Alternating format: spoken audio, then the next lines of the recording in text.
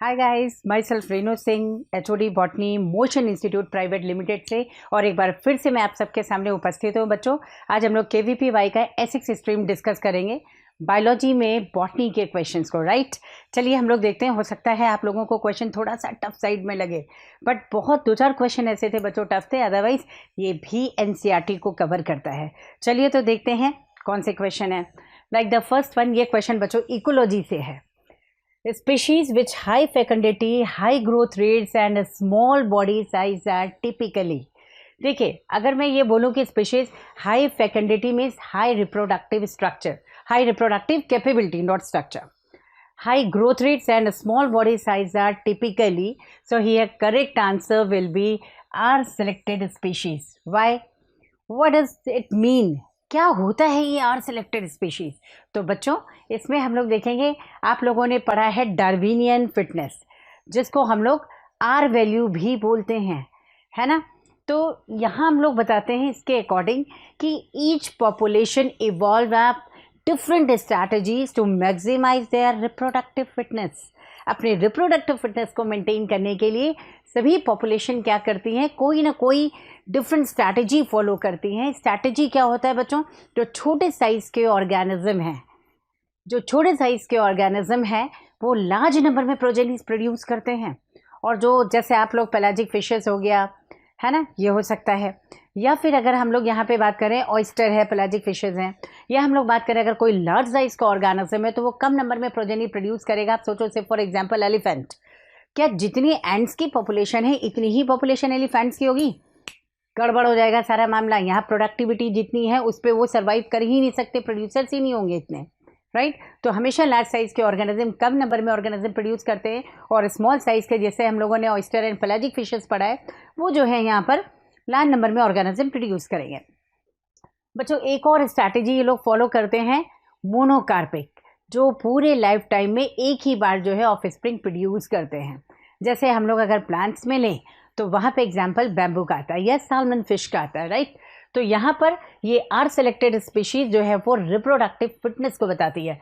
In fact अगर हम लोग देखें यहाँ पे तो देखिए ये फैकेंडिटी ऑलरेडी दे रखा है, reproductive ability, then high growth rates, obviously reproductive ability better होगी, ग्रोथ रेट भी हाई होगा, और स्मॉल बॉडी साइज के लिए बिल्कुल फिट बैठता है आर सेलेक्टेड स्पीशीज। तो correct answer will be D.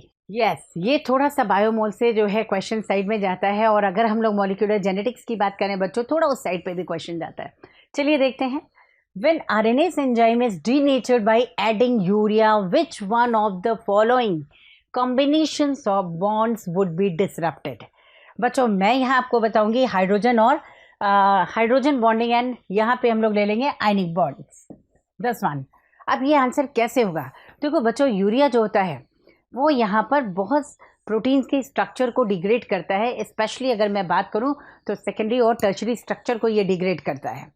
Right, होता क्या है एक्चुअली कि अगर आप यूरिया में देखेंगे तो यूरिया हाइड्रोजन बॉन्ड को ब्रेक करता है, हाइड्रोजन बॉन्ड को ब्रेक करता है बाय अट्रैक्टिंग द हाइड्रोजन। ठीक है, हाइड्रोजन को अट्रैक्ट करके हाइड्रोजन बॉन्ड्स को ब्रेक कर देता है, और क्योंकि यहाँ पे आयनिक कॉम्बिनेशन भी बनता है, ये बॉन्ड भी जो है वो एक तरह का आयनिक बॉन्ड है, इससे हाइड्रोजन बॉन्ड और आयनिक बॉन्ड, ये करेक्ट जो है आंसर होगा यहाँ पर बी। हाँ, ये भी क्वेश्चन बच्चों इकोलॉजी का क्वेश्चन है। यहाँ पे आप लोग देखिए इकोलॉजी अपने आप में बहुत वेटेज रखती है, तो यहाँ पे देखते हैं the function of aposematic coloration is to.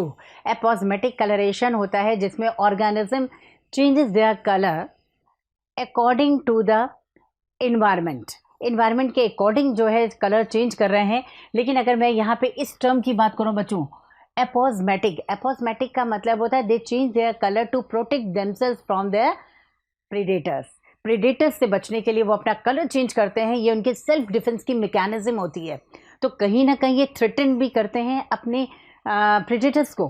तो अगर बच्चों प्रीडेटर्स को थ्रेटन करने के लिए वो अपना कलर चेंज कर रहे हैं, तो जो बेस्ट आंसर होगा अगर यहाँ अट्रैक्ट मेट्स है, दिस इज कम्प्लीटली रॉन्ग। एमोफ्लेज हो गया, ये भी नहीं होगा।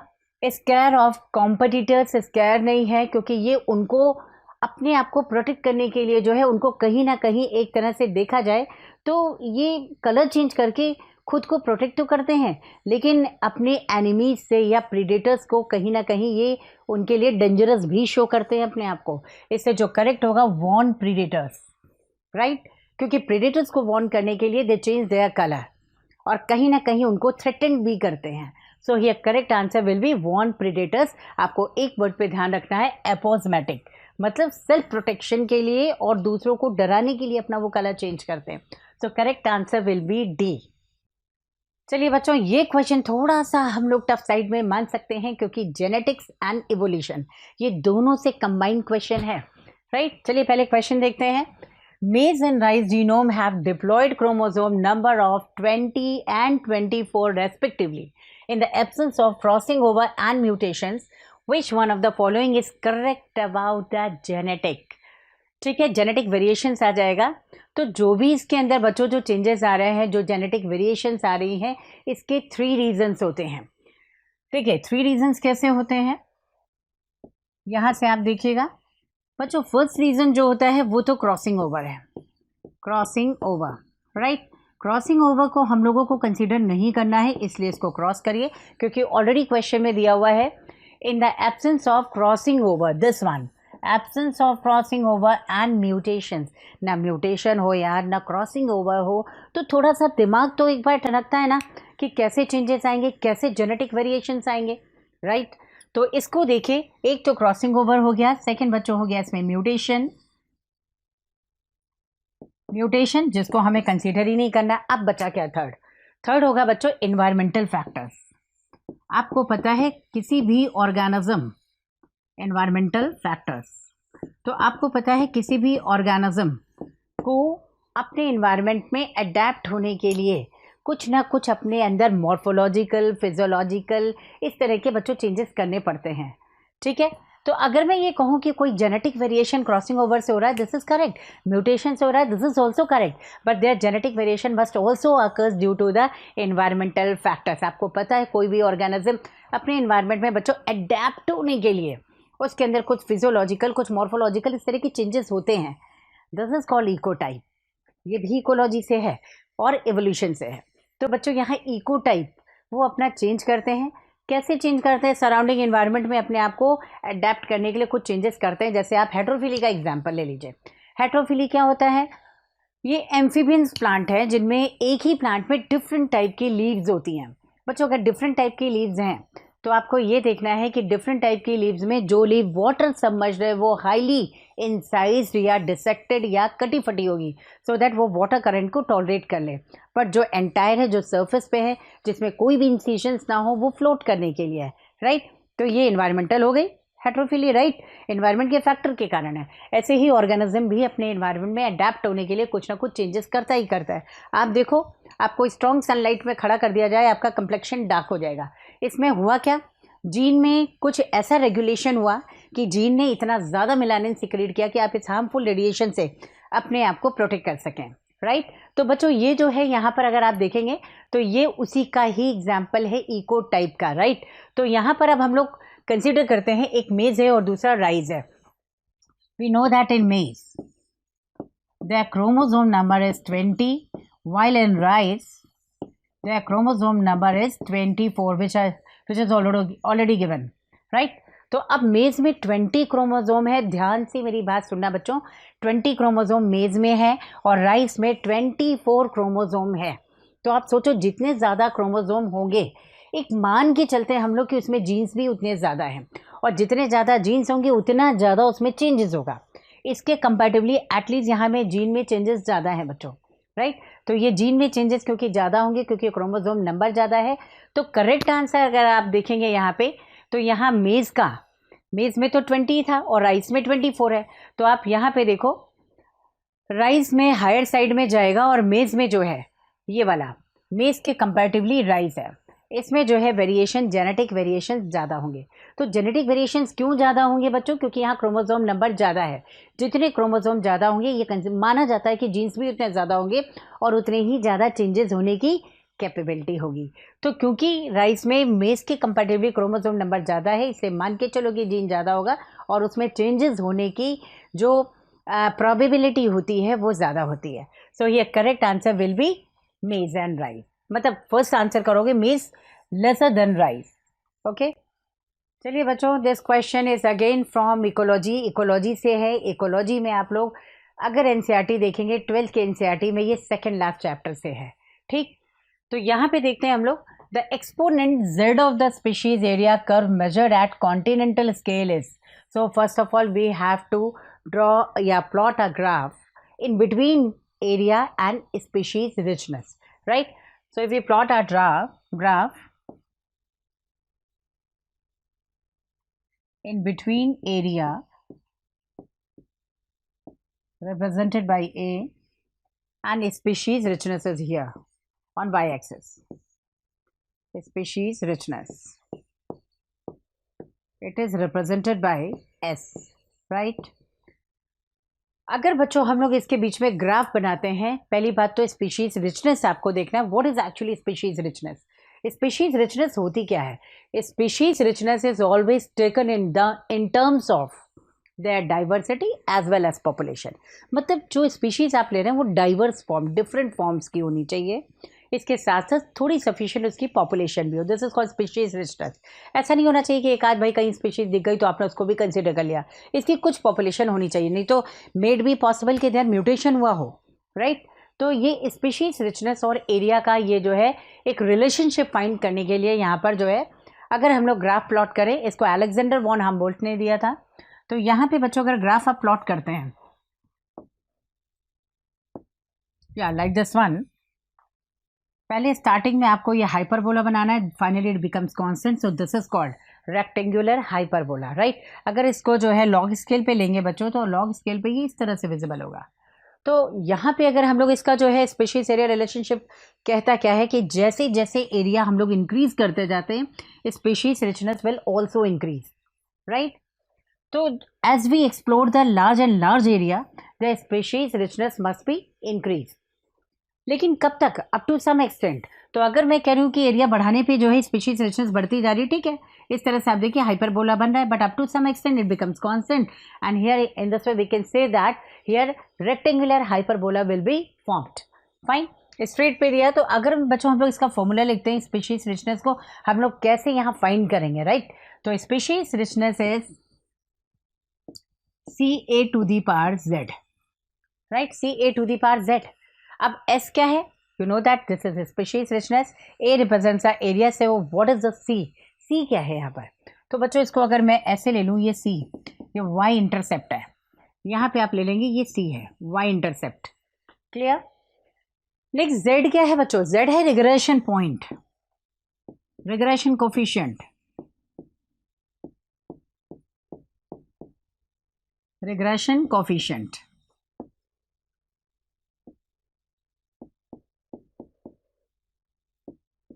रिग्रेशन कोफिशिएंट, रिग्रेशन कोफिशिएंट क्या होता है? Slope of line, slope of line. आपने कहा कि जैसे जैसे एरिया बढ़ रहा है वैसे वैसे स्पीशीज रिचनेस क्या हो रही है बच्चों? इंक्रीज हो रही है, लेकिन अप टू सम एक्सटेंट है। तो जैसे जैसे बढ़ रहा है वैसे वैसे स्पीशीज रिचनेस बढ़ती जा रही है। तो हम लोगों ने कहा कि यहाँ पर जो रिग्रेशन कोफिशिएंट है या स्लोप ऑफ लाइन है वो भी जो है थोड़ा बढ़ती जा रही है। मान लो स्पीशीज डाइवर्सिटी बहुत ज़्यादा बढ़ जाए, स्पीशीज रिचनेस बढ़ती चली जा रही है, तो आपको कहना है स्लोप ऑफ लाइन भी इंक्रीज हो जाएगा, यानी रिग्रेशन कोफिशिएंट भी इंक्रीज होगा, ठीक? तो अगर हम लोग एक नॉर्मल एरिया के लिए लेते हैं, जैसे यहाँ पे रीजनल एरिया दिया हुआ है, किसी रीजनल एरिया के लिए लेते हैं इसको रीजनल एरिया। तो रीजनल एरिया के लिए बच्चों जब भी हम लोग लेंगे ना, z की वैल्यू क्या होगी? z की वैल्यू होगी हमेशा, यहाँ पे z की वैल्यू जो वेरी करती है वो इनिशियली तो हम लोग थोड़ा बहुत ले लेते हैं कि इसकी वैल्यू है, लेकिन जब अगर रीजनल एरिया पे आप लेंगे तो वहाँ पर z वैल्यू बच्चों कम होगी, ठीक है? और यही अगर हम लोग यहाँ पे लेते हैं, लाइक एक लार्ज कॉन्टिनेंट में कंसीडर करते हैं, तो लार्ज कॉन्टिनेंट में कंसीडर करने पर z वैल्यू में क्या डिफरेंस आता है आप ये देखिएगा। ये रीजनल एरिया के लिए है और एक है लार्ज कॉन्टिनेंट, या कॉन्टिनेंट की बात करते हैं, सपोज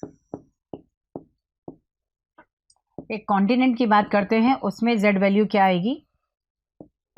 यहाँ पे तो z वैल्यू बच्चों 0.1 से 0.2 ले लेते हैं हम लोग, z वैल्यू मतलब स्लोप ऑफ लाइन, ठीक है? अब यहाँ जो z वैल्यू लेंगे बच्चों, स्लोप ऑफ लाइन है वो तो 0.1 से 0.2 है, लेकिन एनसीईआरटी में वॉन हम्बोल्ट ने जो है, अलेक्जेंडर वॉन हम्बोल्ट, उन्होंने क्लियर कट ये एक्सप्लेन किया कि अगर बहुत लार्ज साइज एरिया ले ले से फॉर कॉन्टिनेंट, तो this value must be in between 0.6 to 1.2, इतनी हो सकती है, राइट। तो ये आपको ध्यान रखना है कि जैसे जैसे एरिया बढ़ता जाएगा, स्पीशीज रिचनेस बढ़ रही है, इट्स ओके, लेकिन जैसे ही लार्ज कॉन्टिनेंट की, एक कॉन्टिनेंट की बात कर रहे हैं, बहुत लार्ज साइज एरिया की बात कर रहे हैं, तो जो नॉर्मल वैल्यू जेड की आ रही थी 0.1 से 0.2, आपने एक छोटे से एरिया में देख लिया, से फॉर एग्जांपल कि आप कोटा में देख रहे हो, कोटा में आपने स्पीशीज रिचनेस देख ली और उसकी वैल्यू जेड अगर देनी है तो it will come in between 0.1 to 0.2, right. अगर मैं बिल्कुल लार्ज कॉन्टिनेंट की बात कर रही हूँ, एक कॉन्टिनेंट की बात कर रही हूँ, उसको भी छोड़ दो, मैं पूरे राजस्थान की बात कर रही हूँ, अगर वहाँ देखोगे तो वो तो बढ़नी ही बढ़नी है, स्पेशलाइजेशन तो बढ़ेगी ही बढ़ेगी ना। अब आप एग्जाम्पल मान लो कॉन्टिनेंट था, कॉन्टिनेंट में करोगे तो ये वैल्यू जो है ऑब्जर्व की गई 0.6 से 1.2, तो हर हाल में कॉन्टिनेंट होने पर क्या होगा, वैल्यू इंक्रीज होगी। चलिए तो यहाँ से करेक्ट जो है ऑप्शन फाइंड करते हैं। Exponent of Z of the species area curve measured at continental scale is smaller than नहीं होगा, greater than the value of Z at regional scale, so here correct answer will be C. चलिए यहाँ पे देखते हैं बच्चों, which one of the following can not cause eutrophication of lakes. So first of all we have to know what is eutrophication. Eutrophication मतलब it is nutrient enrichment of water body, water body में nutrients का increase होना, this is called nutrient enrichment of water body, इसे कहते हैं eutrophication. Traffic मतलब food level, you मतलब well, यानी जहाँ पे फूड लेवल वेल हो जाए, अच्छा हो जाए, न्यूट्रिएंट इंक्रीज हो जाए, उसे कहते हैं बच्चों यूट्रोफिकेशन। और ये जनरली हम लोग वाटर बॉडी में कंसीडर करते हैं कि वाटर बॉडी में जो है किस तरह से न्यूट्रिएंट इंक्रीज हो रहा है। आप सोचो, एक तो नेचुरल प्रोसेस है कि भाई प्लांट हैं, उसमें ट्विग्स हैं, लीव्स हैं, फ्लावर्स हैं, फ्रूट्स हैं, ये सब ड्राई होकर के गिरते जाते हैं, डिकम्पोज होते हैं, न्यूट्रिएंट वाटर में मिलता है, this is called just a natural process, natural ageing कहते हैं। लेकिन ह्यूमन एक्टिविटीज से इतना ज़्यादा जो है न्यूट्रिएंट इंक्रीज हो रहा है कि कहीं ना कहीं देखा जाए तो वो नेगेटिव इम्पैक्ट भी दे रहा है, ठीक है। जैसे मान लो कि हमने बहुत ज़्यादा एक्सेसिव फर्टिलाइजर का यूज़ कर दिया, अब एक्सेसिव फर्टिलाइजर का यूज़ करोगे, वाटरिंग कर रहे हो, वाटर के साथ वो न्यूट्रिएंट फिल्टर होकर के नीचे पर्कुलेट होकर के चले जाते हैं और फाइनली वाटर बॉडी में मिक्स हो जाते हैं। अब वाटर बॉडी में तो न्यूट्रिएंट इंक्रीज हो गया, यही तो यूट्रोफिकेशन है।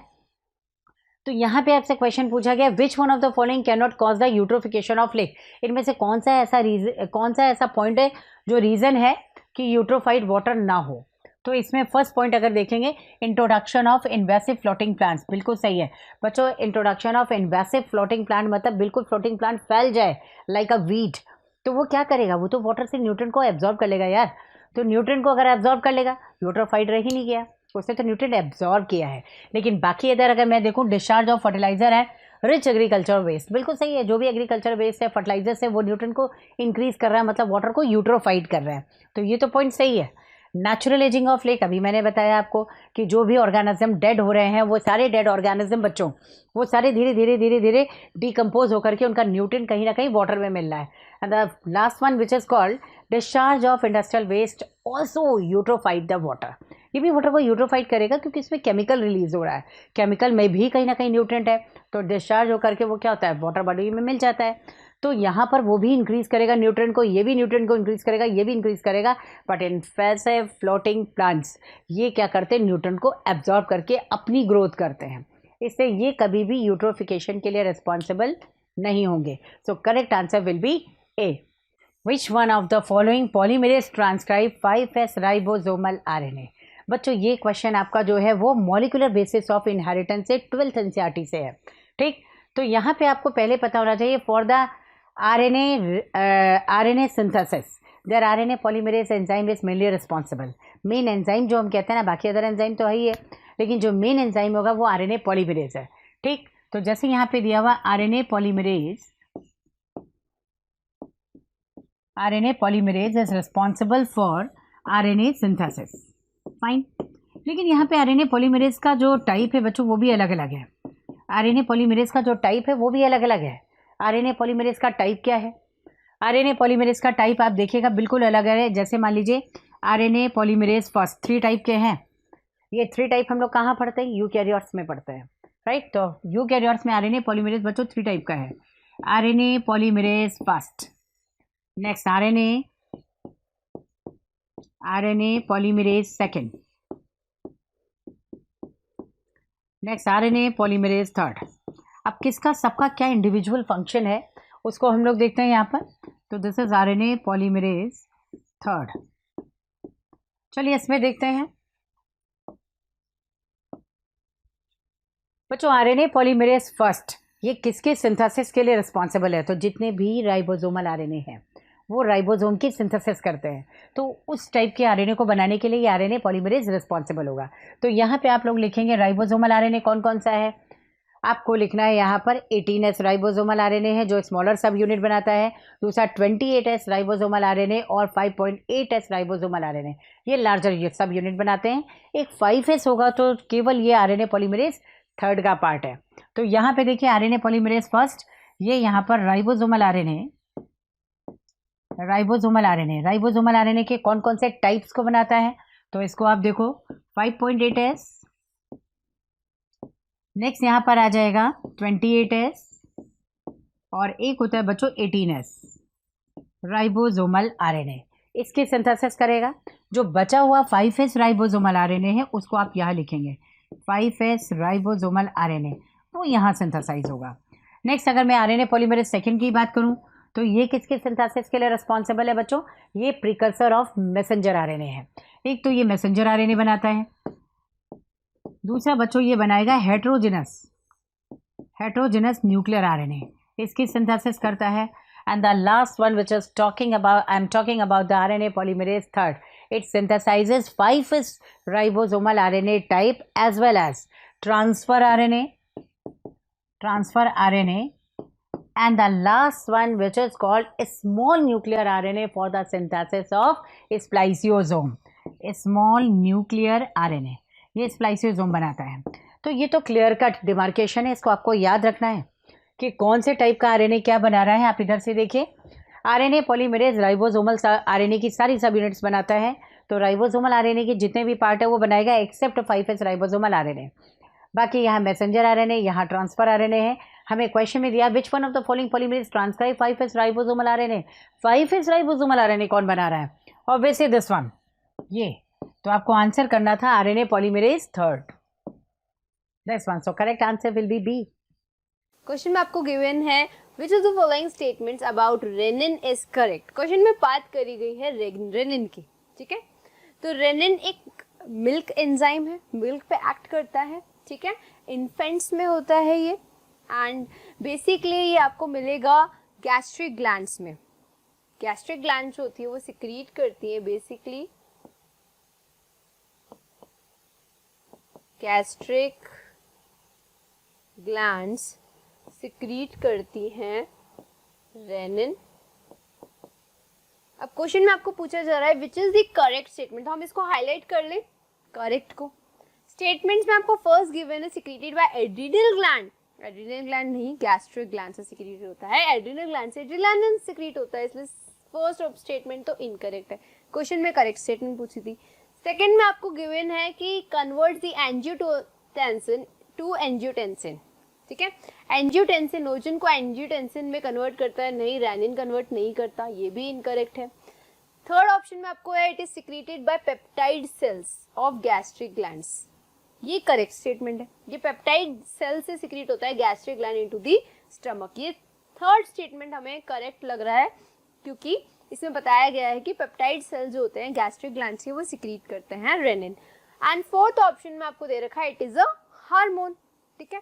ये भी क्या है इनकरेक्ट है क्योंकि रेनिन एक एंजाइम है, ओके। तो हमारा थर्ड ऑप्शन करेक्ट। नेक्स्ट में आपको दे रखा है which one goes from a brightly lit area when one goes from a brightly lit area to a dimly lit room, eyes adjust slowly thereby regaining the clarity of the vision। Question में ये पूछा जा रहा है कि अगर कोई person धूप में से ब्राइट लाइट से डार्क रूम में आता है तो क्या होता है, उनका जो विजन होता है वो एडजस्ट होता है, ठीक है। और वो जो विजन में डिफरेंस आता है क्योंकि अगर हम देखें हम जब सन की लाइट में होते हैं तो हमें इतना क्लियरली नहीं दिख रहा होता है, ठीक है, हमें बहुत डिफिकल्टी होती है देखने में, हमारे आइज़ भी नहीं खुलती क्योंकि हमारे प्यूपल का साइज भी बहुत छोटा हो जाता है। पर जब जैसे हम डार्क रूम में आते हैं वैसे हमारी आइज़ को रिलैक्स होती है, हमारी आइज़ प्यूपल भी डायलेट होता है। तो ये जो चेंजेस आते हैं जब हम ब्राइट लाइट से डार्क रूम में जाते हैं, तो ये क्यों होता है, ये क्वेश्चन में पूछा जा रहा है। तो क्वेश्चन में जिस तरीके से दे रखा है, ऑप्शंस में आपको गिवन है regeneration of rhodopsin, first option है ये। तो हम सबसे पहले जानते हैं ऐसा क्यों होता है। बेसिकली रॉड्स के वजह से होता है, हमारी आई में डिफरेंट टाइप के सेल्स होते हैं, रॉड्स एंड कोन। ठीक है, ये जो रॉड्स है इनमें एक पिगमेंट होता है दैट इज रोडोप्सिन,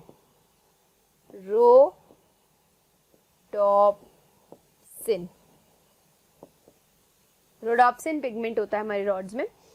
जैसे ही हम ब्राइट लाइट में जाते हैं तो ये रोडोप्सिन ब्रेक हो जाता है, उसके ब्रेक होने से प्यूपिल क्या हो जाता है, कॉन्स्ट्रिक्ट हो जाता है। ठीक है, और जैसे हम डार्क रूम में आते हैं ये रोडोप्सिन दोबारा रीजनरेट होता है, दोबारा फॉर्म होता है, और रोडोप्सिन के दोबारा रीजनरेशन से डिम लाइट में हमारी प्यूपिल जो होती है वो डायलेट हो जाती है।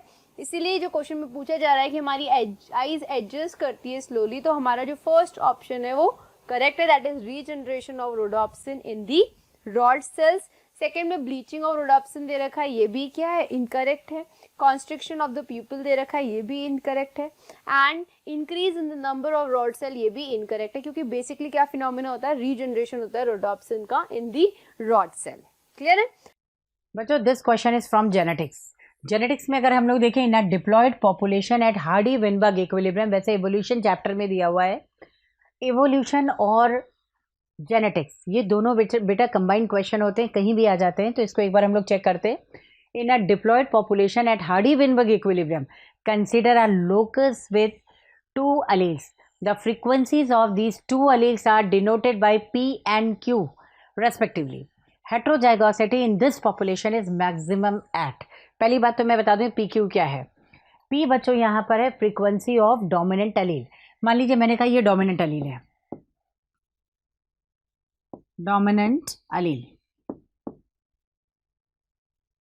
बच्चों डोमिनेंट अलील क्या हो गया, मान लो A है, और रेसेसिव अलील क्या होगा, रेसेसिव अलील। तो रेसेसिव अलील होगा बच्चों यहाँ पर स्मॉल a, राइट। अब इसकी जो फ्रीक्वेंसी बताता है वो है P। P क्या है, फ्रीक्वेंसी ऑफ डोमिनेंट अलील। इसकी जो फ्रीक्वेंसी को बताएगा, फ्रीक्वेंसी इसको रिप्रेजेंट करते हैं P से। Is it clear? अब यहाँ पे देखते हैं इस रेसेसिव जीन की फ्रीक्वेंसी को जो बताता है उसे बच्चों रिप्रेजेंट करते हैं Q से। क्लियर है? तो P रिप्रेजेंट करता है, P का मतलब क्या हो गया, P A को रिप्रेजेंट कर रहा है, Q A को, स्मॉल a को रिप्रेजेंट कर रहा है, यानी रेसेसिव जीन को। तो अगर हमें हेटेरोजाइगस यहाँ पर निकालना है, यानी P प्लस Q का स्क्वायर करो, आप ऐसे निकालिए P प्लस Q का स्क्वायर, ये क्या होगा, A प्लस A का स्क्वायर हो गया, राइट।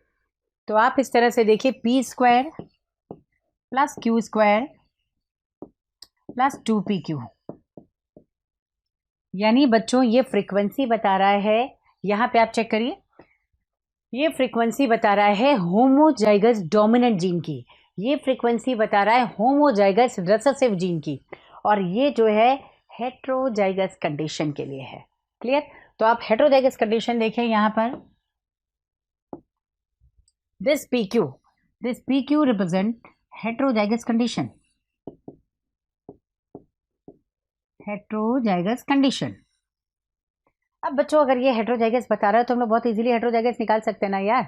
यहाँ पे देखो हेटेरोजाइगस कैसे निकाल रहे हैं, आपको तो सिर्फ इतना बताना है कि इस पॉपुलेशन में हेटेरोजाइगोसिटी मैक्सिमम किसकी होगी। तो हेटेरोजाइगस हम 2PQ से निकाल सकते हैं, आप 2PQ से इसकी वैल्यू निकालिए।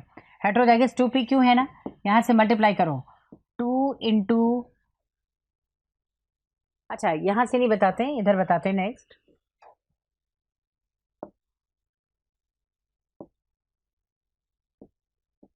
यहाँ से बताते हैं आपको हेटेरोजाइगस कैसे आप इसको फाइंड करेंगे। मान लीजिए मैंने कहा 2PQ है, तो A के लिए हेटेरोजाइगसिटी क्या आ सकती है, 2 इंटू 0.25 इंटू क्यू क्या है बच्चों 0.75, 0.75 ये हो गई। तो इसको देखिएगा 5 5 25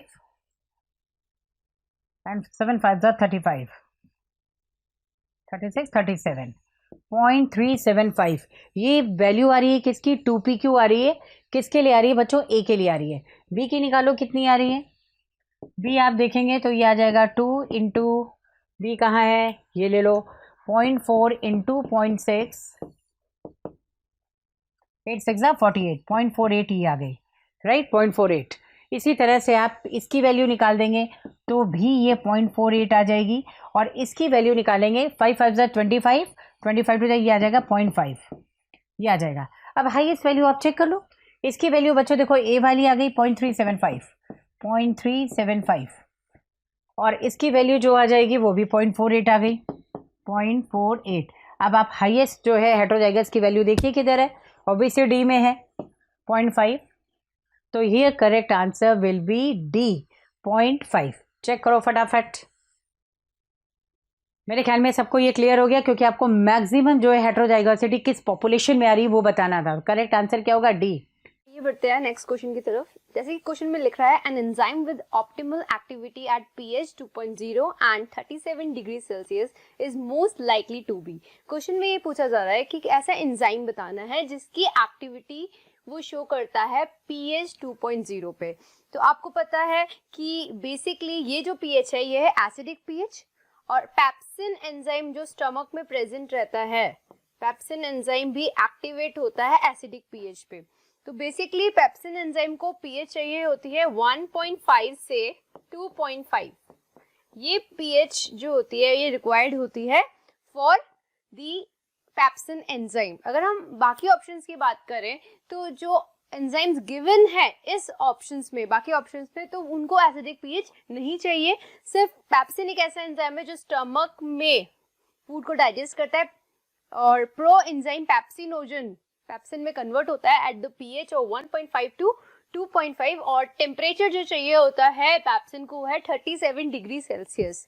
तो क्वेश्चन में जो हमें पूछा जा रहा था कि enzyme with optimal activity at 2.0 उसकी रेंज है 1.5 टू 2.5 पैप्सिन की, तो ये करेक्ट ऑप्शन होता है।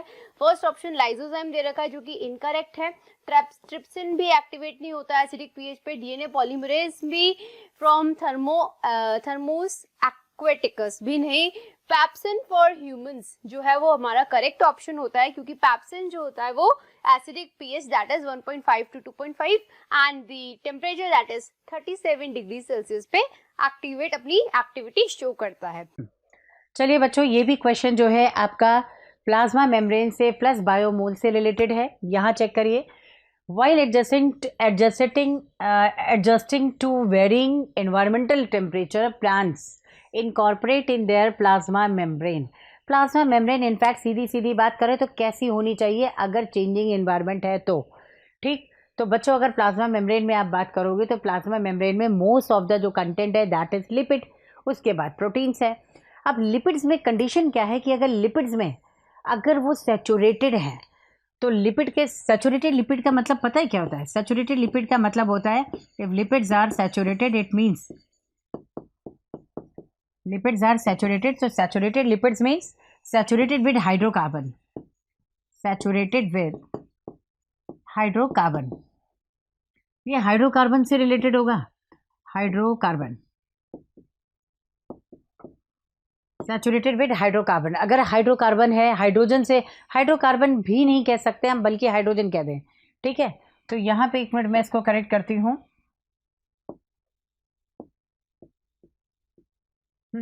सैचुरेटेड विद हाइड्रोजन कहेंगे, सैचुरेटेड विद हाइड्रोजन। बच्चों अगर कोई सैचुरेटेड लिपिड्स है इसका मतलब है सैचुरेटेड विद हाइड्रोजन, और अगर हाइड्रोजन से वो सैचुरेटेड है तो यहाँ पे हाइड्रोजन बॉन्ड्स बनाएगा, हाइड्रोजन बॉन्ड, हाइड्रोजन बॉन्ड। और अगर वो हाइड्रोजन बॉन्ड बना लेता है तो ज़्यादातर इसकी जो कंडीशन होती है वो क्या होती है, ये फैट्स में कन्वर्ट हो जाएगा। Clear? If we are using the term saturated lipids, तो सैचुरेटेड लिपिड्स का मतलब हो गया saturated lipids are saturated with hydrogen, और अगर हाइड्रोजन बनी तो हाइड्रोजन बॉन्ड बनेंगे ऑब्वियसली, और अगर हाइड्रोजन बॉन्ड बन जाते हैं बच्चों तो फैट्स में वो कन्वर्ट हो जाएगा। तो आप सोचो फैट में कन्वर्जन अगर हो रहा है, हाइड्रोजन ज़्यादा है, तो आपको किस कंडीशन में चाहिए कि वो फैट बने? ऑब्वियसली विंटर्स में बने, यानी विंटर्स में आपको चाहिए, कोल्ड में चाहिए कि वो सैचुरेटेड, कोल्ड में चाहिए कि वो जो है यहाँ पर क्या हो, अनसैचुरेटेड हो। और जो समर्स आती हैं या जो हॉट रीजन होता है वहाँ पे क्या होना चाहिए, ऑब्वियसली सैचुरेटेड होना चाहिए। तो यहाँ पे फटाफट आप निकालिए मोर सैचुरेटेड, यहाँ पे देखिए more saturated fatty acid in cold, तो more saturated fatty acid in cold ये रॉन्ग है, ये जो है हॉट एनवायरनमेंट में होना चाहिए। More unsaturated fatty acid in cold ये सही है, unsaturated, more unsaturated fatty acid होना चाहिए कोल्ड में, और मोर सैचुरेटेड फैटी एसिड्स होना चाहिए इन हॉट एनवायरनमेंट, क्योंकि हॉट एनवायरनमेंट में बच्चों ये अगर जो है यहाँ पर ज़्यादा सैचुरेटेड होगा फैट बन जाएगा, चलेगा, क्योंकि मेल्टिंग की प्रॉब्लम वहाँ पर है।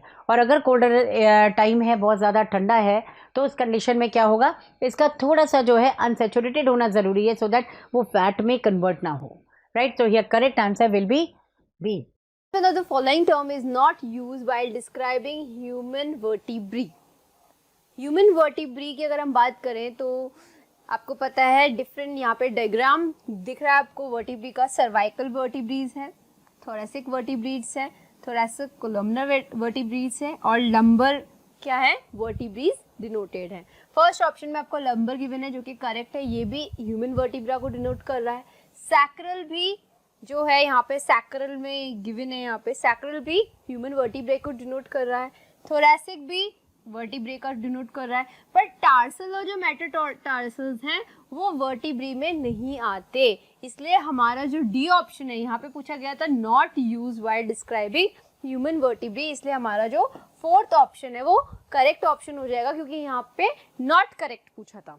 आपको क्वेश्चन में गिवन है assume a population that has reached immunity for an infectious disease. If an infected individual is introduced to this population, which of the following is most likely to occur? Question बहुत easy है, language को थोड़ा complicated कर दिया गया है जिससे question difficult बन जाए, पर क्वेश्चन एक्चुअली बहुत ईजी है।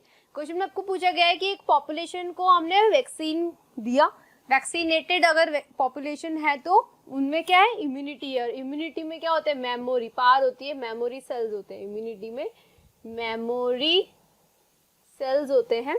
और ये जो मेमोरी सेल्स है वो ध्यान रखते हैं कि अगर ये पैथोजन दोबारा इन्फेक्ट करता है तो हमारी बॉडी में ऑलरेडी एक प्रोटेक्शन है, एक शील्ड है, एक इम्यूनिटी, एक एबिलिटी है उस एंजाइम से फाइट करने के लिए, तो वो एंजाइम हमें डिजीज कॉज नहीं कर सकता अगर हमारे पास इम्यूनिटी है। तो पॉपुलेशन में हमने, पॉपुलेशन वैक्सीनेटेड है मतलब इम्यूनिटी है, पर अगर हम इन्फेक्टिव इंडिविजुअल्स को इंट्रोड्यूस करवाते हैं उस पॉपुलेशन में तो इनमें पूछा है उस केस में क्या होगा। तो ऑलरेडी फॉर एग्जांपल ये पॉपुलेशन है, ये पूरी पॉपुलेशन क्या है, वैक्सीनेटेड, ये पॉपुलेशन है वैक्सीनेटेड। अब हमने कुछ ऐसे इंडिविजुअल्स जो हैं वो ऐड करें जो कि इन्फेक्टेड है, तो इस कंडीशन में क्या होने वाला है, इस कंडीशन में फर्स्ट ऑप्शन में दे रखा है infection will spread exponentially across the, infection कैसे स्प्रेड होगा, ये इन्फेक्शन स्प्रेड नहीं कर सकते, ठीक है, क्योंकि यहाँ पे सब क्या है, वैक्सीनेटेड है। सेकंड में ऑप्शन में दे रखा है the infection will spread linearly across the population, infection spread होगा ही नहीं। थर्ड में आपको दे रखा है फी इंडिविजुअल मे गेट इन्फेक्टेड, क्योंकि ये जो इन्फेक्टेड इंडिविजुअल हैं ये इन्फेक्ट हो सकते हैं, इसलिए few individual may get infected but the infection will not spread across the population, ये बिल्कुल करेक्ट ऑप्शन है। अब पॉपुलेशन में इन्फेक्शन स्प्रेड नहीं होगा। एंड फोर्थ ऑप्शन में दे रखा है no other individual will be infected with the disease, ऐसा नहीं है कि इंडिविजुअल अफेक्ट नहीं होंगे, जो अफेक्टेड रहेंगे वो तो डिजीज कॉज कर ही सकते हैं पर डिजीज स्प्रेड ही नहीं हो पाएगी अब, क्योंकि मैक्सिमम पॉपुलेशन क्या है, वैक्सीनेटेड है। तो हमारा सी ऑप्शन जो है वो करेक्ट ऑप्शन है। नेक्स्ट क्वेश्चन आप गया मैच द फॉलोइंग का, सब कुछ गिवन है बस मैच करना है। फर्स्ट में आपको कॉन्ड्रोब्लास्ट सेल दे रखे, कॉन्ड्रो वर्ड किसको डिनोट करता है, कार्टिलेज को, ठीक है, इनमें से कार्टिलेज कहाँ गिवन है आपको, थर्ड ऑप्शन में, तो ये करेक्ट ऑप्शन है chondroblast, that is cartilage forming sales. Osteoclast, osteo word किसको डिनोट करता है, बोन को, तो ऑस्टियोक्लास्ट किसको डिनोट करता है, बोन को, तो ये बोन फॉर्मिंग सेल्स हो जाएंगे ऑस्टियोक्लास्ट। माइक्रोग्लिया, माइक्रोग्लिया एक्चुअली होते हैं नर्वस सिस्टम में, ठीक है, न्यूरॉन्स में होते हैं माइक्रोग्लिया सेल, और नर्वस सिस्टम में कौन आता है, ब्रेन में, तो ब्रेन में आ जाएंगे हमारे माइक्रोग्लिया सेल्स। एंड आते हैं न्यूमोसाइट, वर्ड न्यूमो वर्ड किसके लिए यूज में आता है, लंग्स के लिए, ठीक है। सो न्यूमोसाइट्स जो है वो है लंग्स है जो एल्विलाई फॉर्म करते हैं, ठीक है, एल्विलाई फॉर्मिंग सेल्स होते हैं न्यूमोसाइट्स। सो बेसिकली हमें ऑप्शन जो गिवन है फर्स्ट वो करेक्ट होता है इन सबको करेक्टली मैच करने के लिए। ओके, चलिए बच्चों इस क्वेश्चन को देखते हैं। ये आपका जो है सेल डिवीजन से क्वेश्चन है। A bacterial culture was started with an inoculum of 10 cells. पहले से इसमें 10 सेल्स प्रेजेंट है, right. What will be the number of cells at the end of 10 cycles of the division, assuming that every progeny cell undergoes division in each cell। बच्चों हम लोगों को पता है एक बैक्टीरिया डिवाइड होता है तो हमेशा 1 से 2 बनेगा, ऑब्वियसली फिजन के थ्रू वहाँ पर डिवीजन है। तो अगर बैक्टीरिया में फिजन के थ्रू डिवीजन है, इसका मतलब ये एक बैक्टीरिया जो है डिवाइड होकर के 2 बनेगा हमेशा। तो आप पहले तो लिखेंगे 2, इसके बाद इनिशियली सेल कितनी है, 10 है, तो 10 × 2 कर दोगे आप, और यहाँ पर 10 टाइम्स साइकिल भी चलनी है। 10 टाइम्स अगर साइकिल रन करती है तो आप इसको स्क्वायर 10 कर दोगे, इसका होल पावर 10 कर दोगे, राइट, स्क्वायर नहीं होल पावर 10 कर दोगे। यानी यहाँ पे ये जो 10 है 10 टाइम्स साइकिल रन करनी है, एक बैक्टीरिया डिवाइड होकर के हमेशा 2 सेल्स बनाता है और 10 टाइम्स इसमें डिवीजन होना है टू दी पावर 10। तो ये जो वैल्यू आ जाएगी इट इज़ इक्वलेंट टू 10240, ये आ जाएगी। सो ये correct answer will be D. बच्चों ये क्वेश्चन भी आपका जेनेटिक्स से है, पेडिग्री एनालिसिस से है। So first of all we have to know what is pedigree. Pedigree is just a symbolic representation of history, या यूँ कह सकते हो it is just a symbolic representation of any organism related to their any disease. तो disease से related जो भी हम लोग सिंबॉलिक रिप्रेजेंटेशन देते हैं ना, this is called pedigree analysis. तो बच्चों ये पेडिग्री से क्वेश्चन है। The following family tree traces the occurrence of a rare genetic disease. The filled symbols signify the individuals with the disease, whereas the open symbol signify the healthy individual. Obviously इसको दिखाया गया है, जो भी यहाँ shaded part है ये सब क्या है बच्चों, डिजीज्ड है, ठीक। और जितने जो हैं यहाँ पर ऐसे हो जिनमें शेड ना बना हो, दे आर नॉर्मल। ये जो है अफेक्टेड नहीं है, अनअफेक्टेड है, यानी नॉर्मल हो गए। अब हमें ये पता करना है इन ऑप्शंस में से क्या डिजीज़ ऑटोसोमल है, क्या डिजीज़ जो है वो सेक्सिंग ट्रेट है, क्या डिजीज़ जो है यहाँ पर रेसेसिव ट्रेट के लिए है या फिर डोमिनेंट ट्रेट के लिए है। बच्चों मैं आपको बहुत एक अच्छा सा तरीका बताती हूँ, सिर्फ 2 पॉइंट्स आपको याद रखना है, किसी भी टाइप की पेडिग्री आप सॉल्व कर सकते हैं, राइट। फर्स्ट पॉइंट क्या है, first we have to observe whether the disease is recessive or dominant. तो बच्चों हम लोग अगर डिजीज़ देख लें रेसेसिव है तो बहुत इजीली हम लोग बता सकते हैं। कहीं भी पूरी पेडिग्री में आपको चेक करना है कि दोनों पेरेंट्स अनअफेक्टेड हों और प्रोजेनी क्या हो, अफेक्टेड, तो कंफर्म है डिजीज़ क्या होगा, रेसेसिव। भाई यहाँ तो पेरेंट्स अफेक्टेड शो किए गए ना, लेकिन यहाँ देखो ये वाला पार्ट, इसमें दोनों पेरेंट्स बच्चों अनअफेक्टेड हैं, लेकिन इनमें जो प्रोजेनी है ये डिजीज़ है। इसका मतलब क्या है, यहाँ से इस पार्ट से अगर आप देखेंगे तो ये जो कैरेक्टर होगा वो क्या होगा, रेसेसिव होगा। तो यहाँ लिख दीजिए रेसेसिव,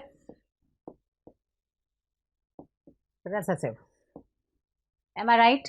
रेसेसिव क्यों कहा हम लोगों ने, रेसेसिव इसलिए कहा बच्चों क्योंकि दोनों पेरेंट्स में उसके जीन थे लेकिन रेसेसिव थे, इसे दूसरे जीन, दूसरे अलील, डोमिनेंट अलील के सामने अपना एक्सप्रेशन नहीं दे रहे थे, लेकिन जब दोनों के रेसेसिव जीन एक साथ आ गए तो अपने आप उसने अपना एक्सप्रेशन दे दिया। चलिए दूसरा, we have to find whether the disease is sex-linked disease or it is autosomal disease। so इसको भी कैसे आप इसमें देखते हो बच्चों, अगर फर्स्ट जनरेशन में मेल एंड फीमेल प्रोजेनी दोनों अफेक्टेड है, इसका मतलब क्या है, ये जो डिजीज़ होगी वो हमेशा ऑटोसोमल है। लेकिन अगर ऐसा हो जाता कि केवल मेल प्रोजेनी अफेक्टेड हो या फिर केवल फीमेल प्रोजेनी अफेक्टेड हो, तब तो ये डिजीज़ जो होती है वो सेक्सिंग डिजीज़ कहलाती है। अब आप इस पॉइंट में देखिए, यहाँ पे, यहाँ देखिए ये मेल प्रोजेनी भी अफेक्टेड है और फीमेल प्रोजेनी भी अफेक्टेड है। In this way we can say that it is autosomal disease. तो ये यहाँ से अगर हम लोग निकालेंगे बच्चों तो ये हो जाएगा यहाँ पे ऑटोसोमल। क्यों, क्योंकि मेल और फीमेल प्रोजेनी ऑटोसोमल, मेल और फीमेल प्रोजेनी दोनों अफेक्टेड है, मेल और फीमेल प्रोजेनी दोनों अफेक्टेड है बच्चों, इसलिए ऑटोजोमल है ये। ठीक, तो जो करेक्ट आंसर यहाँ पे आप निकालेंगे ऑटोजोमल रिसेसिव ट्रेट जहाँ दिया होगा ये यहाँ से हो गया। अब मैं आपको इनका जो है ऑटोजोमल रिसेसिव ट्रेट को क्रॉस चेक करके फिर से सही कर लेती हूँ कि क्या ये आंसर सही है। चलिए तो इसमें देखते हैं। चलिए यहाँ पे देखते हैं बच्चों, अगर मैंने इसको ऑटोजोमल रिसेसिव ट्रेट बोला है तो इसका मतलब जहाँ पर ये वाली कंडीशन होगी वो डिजीज होगा, और एक भी कंडीशन डोमिनेंट हो जाए ये वाली तो इसमें ये कभी भी डिजीज नहीं हो सकता, क्योंकि रिसेसिव जीन हमेशा होमोजाइगस कंडीशन में ही बच्चों अपना एक्सप्रेशन देते हैं, राइट। चलिए तो इसमें देखते हैं, यहाँ पे अगर मैंने इसको नॉर्मल लिया है और आगे ये कंडीशन हो रही भाई डिजीज है, ये तो कंफर्म है ना, इस तरह से होगा तभी इसमें डिजीज शो हो रहा है। अगर बच्चों दोनों होमोजाइगस रिसेसिव जीन है तभी ये अपना एक्सप्रेशन दे रहा है, तो यहाँ पे तो आप ऐसा बना देंगे। अब यहाँ पे क्वेश्चन होता है कौन सा बनाया जाए, एक तो हेटेरोजाइगस कंडीशन हम यहाँ बना सकते थे, एक होमोजाइगस डोमिनेंट। लेकिन अगर होमोजाइगस डोमिनेंट हम बना लेते, इधर देखो ये होमोजाइगस डोमिनेंट अगर हम लोग शो करते और इधर, तो सारी प्रोजेनी कैसी होती, सारी की सारी प्रोजेनी बच्चों इस टाइप की होती और इनमें कभी कैरेक्टर शो नहीं होता। इससे यहाँ हमको देख रहे हैं हम लोग कि दोनों प्रोजेनी में कैरेक्टर है, इसका मतलब यह है इसको जो हमें शो करना है हेटेरोजाइगस करना है ऐसे। ठीक, अब आप क्रॉस बना के देख लो, आपको क्रॉस आप बनाएंगे तो आपको कैपिटल ए स्मॉल ए इन दोनों में मिल जाएगा। देखो नहीं, जहाँ पे डिजीज आ रही है वहाँ तो हम नहीं कर सकते हैं, एक मिनट इसको यहाँ रब करते हैं।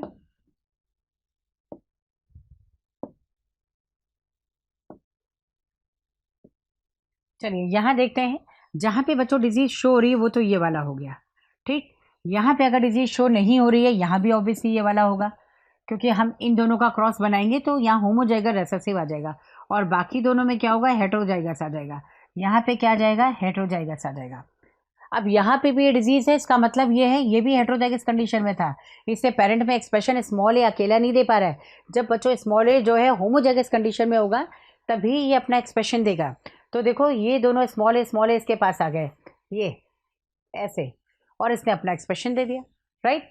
तो यहाँ भी वैसे ही और यही चीज़ आप यहाँ कर सकते हैं। इसका मतलब क्या है, ये कंफर्म है कि यहाँ जो आंसर होगा ये ऑटोजोमल रिसेसिव ट्रेट है। तो correct answer will be B. Which of the following statement is correct about the mechanism of action of penicillin?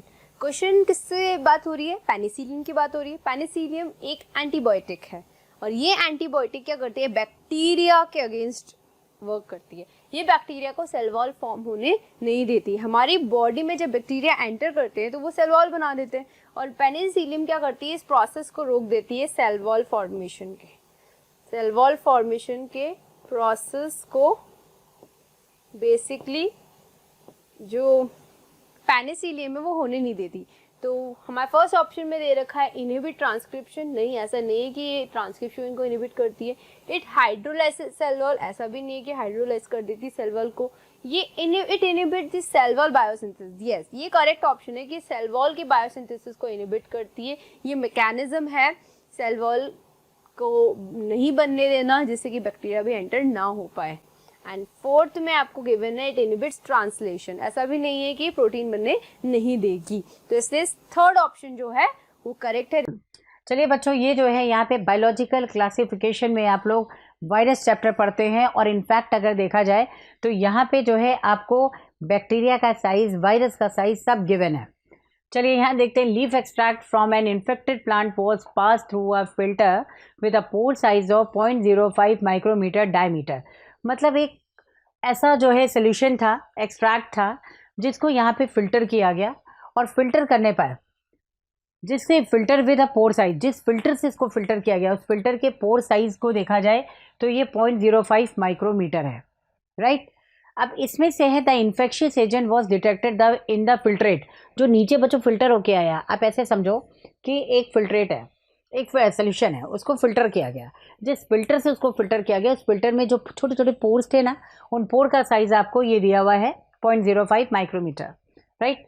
अब जब नीचे की ओर जो फिल्ट्रेट आया उसमें देखा गया कुछ माइक्रो ऑर्गेनिज्म है, आपको इसमें से फाइंड करना है कौन से माइक्रो ऑर्गेनिज्म होंगे। तो आपको पता है बैक्टीरिया का साइज जो है बच्चों 1 से 5 माइक्रोमीटर इतना होता है। लेकिन अगर आप वायरस का साइज़ देखेंगे तो वायरस का साइज़ बच्चों 0.02 से 0.2 माइक्रोमीटर तक होता है। अब आपने पोर साइज़ देख लिया 0.05 है और यहाँ मैं कह रही हूँ 0.05, ठीक, और इसको भी ये क्रॉस कर जा रहा है। इसका मतलब अगर मैं साइज़ देखूँ तो यहाँ से आप बता सकते हो, यहाँ देखिए सबसे बड़ा साइज़ ऑब्वियसली किसका होगा, नेमेटोड का होगा, नेमेटोड साइज़ के अकॉर्डिंग नेमेटोड। इसके बाद नेक्स्ट जो साइज़ होगा वो फंगस का होगा, फंगस फिलामेंटस है, उसका साइज़ हो गया। आप लोग नेकेड आइज से भी अपने जैसे पिकल वगैरह घर में अचार रखा रहता है उसमें वाइट कलर का कॉटनी अपीयरेंस आप देखते हैं, तो कॉटनी अपीयरेंस के बेसिस पे बच्चों फंगस जो है उसका साइज़ बड़ा है, ऑब्वियसली समझ सकते हो आप। इसके बाद नेक्स्ट जो साइज़ होता है बच्चों बैक्टीरिया का होता है, जो एनसीईआरटी ने दे रखा है ऑलरेडी कि वो 1 से 5 माइक्रोमीटर है। और सबसे स्मॉलेस्ट साइज़ का जो यहाँ पे प्रेजेंट है वो वायरस है।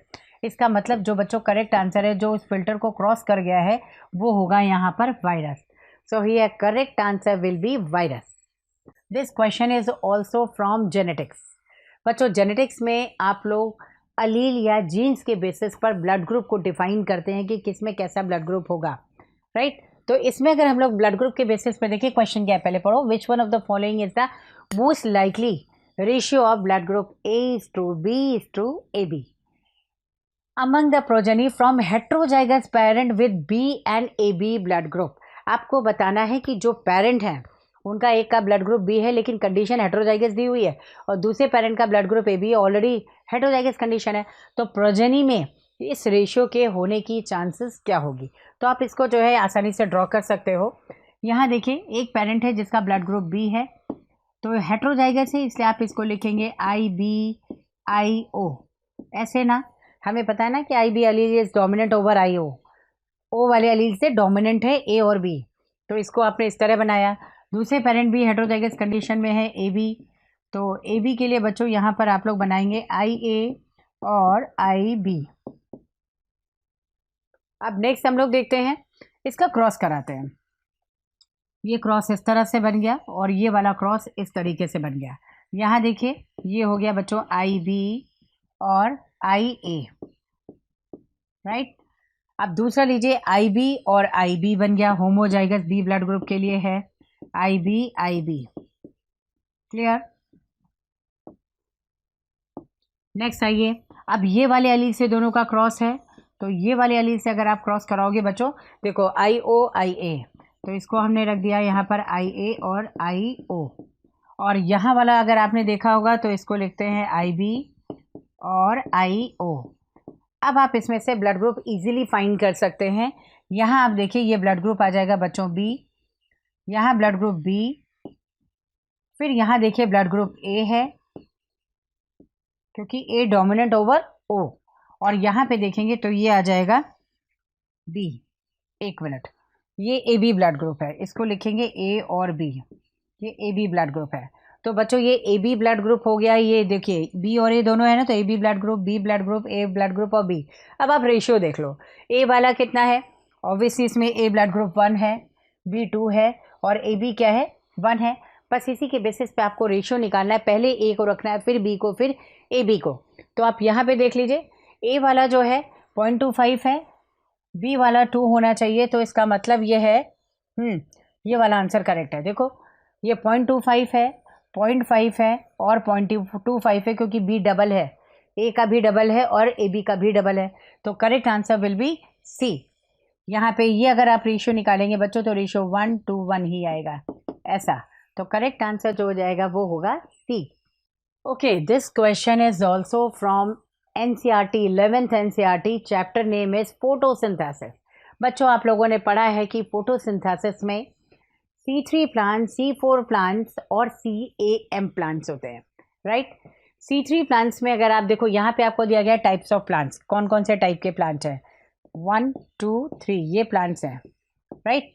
यहाँ पे नेक्स्ट आप देखिए टाइप्स ऑफ फोटोसिंथेसिस। फोटोसिंथेसिस का टाइप क्या है, टाइप है CAM C4 C3, जिसमें first stable product 3 carbon compound PJ बनता है उसको C3 कहते हैं, और जिसमें first stable product during dark reaction 4 carbon वाला ऑक्सैलोएसिटिक एसिड फॉर्म होता है, this is called C4। And the CAM it is crassulacean acid metabolism, succulent plants हैं सक्यूलेंट जीरोफाइट्स कौन से हैं? ब्रायोफाइलम, ओपनशिया, पाइनएप्पल, अलोए, ये सारे प्लांट हैं CAM। और यहाँ पे आप देखेंगे तो ये सारे क्या हैं? इनके अंदर म्यूसिलेज है और ये क्या है? यहाँ पर जीरोफाइट है, सक्यूलेंट। नेक्स्ट है यहाँ पर साइट ऑफ केल्विन साइकिल किस में होता है? आपको पता होना चाहिए, C3 प्लांट। इसमें तो एक ही सेल होती है केवल, मीजोफिल। लेकिन जो C4 होती है बच्चों, C4 में ये भी है और ये भी है, दोनों में होता है। तो मीजोफिल सेल पहले होती है जिसमें फॉस्फोइनोल पायरुवेट वो CO2 का फिक्सेशन करता है, राइट। और C3 में CO2 का फिक्सेशन मीजोफिल सेल में ही RUBP करता है। बस इसके अकॉर्डिंग आपको देखना है। एक और कॉलम आपको गिवन है बच्चों, time of stomatal opening. Stomatal opening always occur in night in succulent plants only. केवल और केवल बच्चों सक्यूलेंट प्लांट में ही जो है स्टोमेटा की ओपनिंग होती है नाइट में, बाकी सारे में स्टोमेटा की ओपनिंग क्या होती है? डे टाइम में होती है, राइट। बस इसी से आपको रिलेटेड मैच करना है। तो इसकी मैचिंग में देखते हैं। देखो, एक तो राइस प्लांट है, आपको पता है C3 प्लांट है, ये भी करेक्ट है। मीजोफिल, इसमें मीजोफिल सेल्स में क्वेश्चन थर्ड पॉइंट क्या है? हाँ, site of Calvin cycle. Obviously mesophyll cell में ही केल्विन साइकिल चलती है यहाँ पर, ठीक है। इसके अलावा आपको दूसरा दिया गया है पाइनएप्पल। पाइनएप्पल मैंने कहा था CAM प्लांट है, बिल्कुल सही है CAM। और CAM में कोई बंडल शीथ सेल में क्लोरोप्लास्ट नहीं होते, क्रैंस एनाटमी नहीं होती है, तो वहाँ पर पेप और RUBP दोनों उसके मीजोफिल सेल में है, तो मीजोफिल होगा। और नाइट में बच्चों इसकी ओपनिंग है, तो ये भी करेक्ट हो गया। और शुगर केन की बात करें which is called C4 plant, this is correct. C4 plant है, शुगर केन है, मेज है, सोरगम है ना, ये सारे हो गए। तो इसमें अगर आप देखोगे C4 प्लांट्स में, तो C4 प्लांट में बंडल शीथ सेल में ही जो है C3 साइकिल चलती है। थर्ड वाला पॉइंट है ना, केल्विन साइकिल किस में चल रहा है? तो केल्विन साइकिल C4 प्लांट्स में बच्चों हमेशा बंडल शीथ सेल में ही चलता है, राइट। तो बंडल शीथ सेल आपको यहाँ लिख देना, करेक्ट आंसर जो हो जाएगा वो A है, राइट। आपको इसमें बच्चों पता होना चाहिए कि कौन से C3 प्लांट है, कौन से C4 प्लांट है। आप C4 प्लांट के कुछ एग्जाम्पल पढ़ लो, जैसे मेज हो गया, शुगर केन हो गया या सोरगम हो गया, ऑब्वियसली यही तीन आते ही हैं। और उसमें भी जो C4 साइकिल है उसमें पहले फॉस्फोइनोल पायरुवेट पेपकेज CO2 का फिक्सेशन करता है मीजोफिल में। उसके बाद उसकी बंडल शीथ सेल में एडिशनल कैरेक्टर है कि लार्ज साइज ए ग्रैनुल क्लोरोप्लास्ट है, उसे हम क्रैंस एनाटमी कहते हैं, और वहाँ पर केल्विन साइकिल चलेगी। तो करेक्ट आंसर बच्चों क्या हो जाएगा? A। चलिए बच्चों, इस पे नेक्स्ट क्वेश्चन देखते हैं जो बच्चों को थोड़ा सा स्लाइट टफ साइड लगा, कई बच्चे इस क्वेश्चन को नहीं कर पाए। बच्चों इसमें ये वाला क्वेश्चन अगर हम लोग देखें तो ये मॉलिक्यूलर बेसिस ऑफ इनहेरिटेंस, ये जो चैप्टर है वहाँ से क्वेश्चन है। थोड़ा सा आपको इसमें दिमाग लगाना था। वैसे तो क्वेश्चन काफ़ी इजी है, लेकिन थोड़ा सा टफ इसलिए लगा क्योंकि आपको एक डेटा जो यहाँ पे गिवन है इससे कोई भी कंसीडर कहीं भी नहीं करना है, ठीक। क्यों नहीं करना है? पहले तो हम लोग क्वेश्चन देखते हैं बच्चों। ये बैक्टीरियोफेज T2 पार्टिकल का क्वेश्चन है। तो बैक्टीरियोफेज होते क्या है बच्चों? बैक्टीरियोफेज में ये हेड है, ये इसका जो है कोर है, इसके अलावा जो है ये यहाँ पर क्या होता है, ये शीथ है जिसके थ्रू बैक्टीरियोफेज कॉन्ट्रैक्ट करता है। ये इसकी बच्चों बेसल प्लेट है और ये है इसमें tail fibre. Now what is question? A bacteriophage T2 particle contains within its head a double stranded B form of DNA, ठीक है। तो सबसे पहले हम लोग लिखते हैं double stranded DNA। B form of DNA का मतलब है बच्चों नॉर्मल DNA है। एक डेटा तो आपके पास ये है। तो double stranded B form of DNA is given a molecular weight 1.2 into 10 to the power 8 dalton. तो बच्चों अगर यहाँ पे जो है आप बोलेंगे कि 1.2 into 10 to the power 8 dalton, ये DNA का मॉलिक्यूलर वेट है, किस DNA का है? इस DNA का है, ठीक है। तो आपको यही डबल स्ट्रैंडेड DNA इन, देखिए बैक्टीरियोफेज T2 वाले तो विदिन अ हेड, उसके हेड में है, तो DNA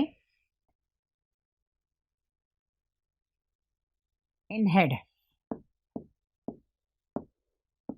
उसका मॉलिक्यूलर वेट बच्चों गिवन है आपको। तो molecular weight is given that is 1.2 into 10 to the power 8 dalton, right. एक डेटा तो ये गिवन है। दूसरा देखिए यहाँ पर आपको दिया 1.2 इंटू 10 पावर 8 डाल्टन, ये बच्चों दिया हुआ है मॉलिक्यूलर वेट उस DNA का जो इसके अंदर है, राइट। सेकेंड आपको दिया गया assume that the head of the T2 phage particle is of 210 nanometer in length. अब बच्चों इसकी लेंथ दी हुई है, ठीक है, ये लेंथ दी हुई है और लेंथ क्या गिवन है 210 नैनोमीटर, 210 नैनोमीटर ये गिवन है। इसके बाद है and the average molecular weight of a nucleotide is 330 Dalton.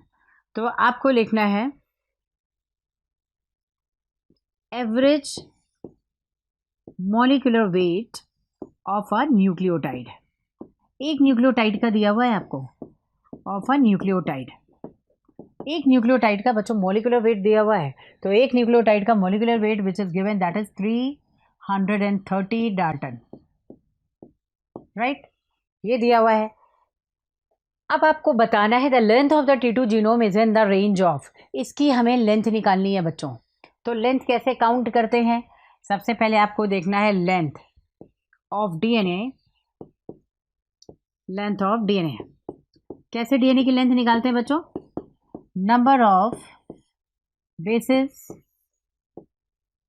Multiplied by distance between the bases, distance between base pairs, base pairs के बीच का डिस्टेंस निकालना है कितना होता है, तो number of bases we have to find, यही हमें नंबर ऑफ बेसेस यहाँ पे निकालने, और डिस्टेंस क्या होता है बच्चों 0.34 नैनोमीटर, 0.34 नैनोमीटर ये आ जाएगा। अब इसमें हम लोग देखें नंबर ऑफ बेसेस हम लोग कैसे निकाल सकते हैं, ऑब्वियसली बच्चों एक न्यूक्लियोटाइड का बेस का मॉलिक्यूलर वेट ये है और हेड में जो डीएनए है उसका मॉलिक्यूलर वेट ये है। अगर हेड में प्रेजेंट डीएनए के मॉलिक्यूलर वेट को एक सिंगल न्यूक्लियोटाइड के मॉलिक्यूलर वेट से हम लोग डिवाइड करते हैं तो नंबर ऑफ न्यूक्लियोटाइड्स आ जाएगा। तो आपको बताना है नंबर ऑफ बेस पेयर्स और nucleotides, it will be 1.2 into 10 to the power 8 divided by 330 Dalton, ऐसे हो जाएगा, राइट। अब आप इसको फाइंड करिए, चलिए डाल्टन से डाल्टन बच्चों कट हो गया। अब इसको हम डिवाइड करेंगे तो ये करीब आ जाएगा यहाँ पर 36.36 इंटू 10 टू दी पावर 4 ये आ जाएगा।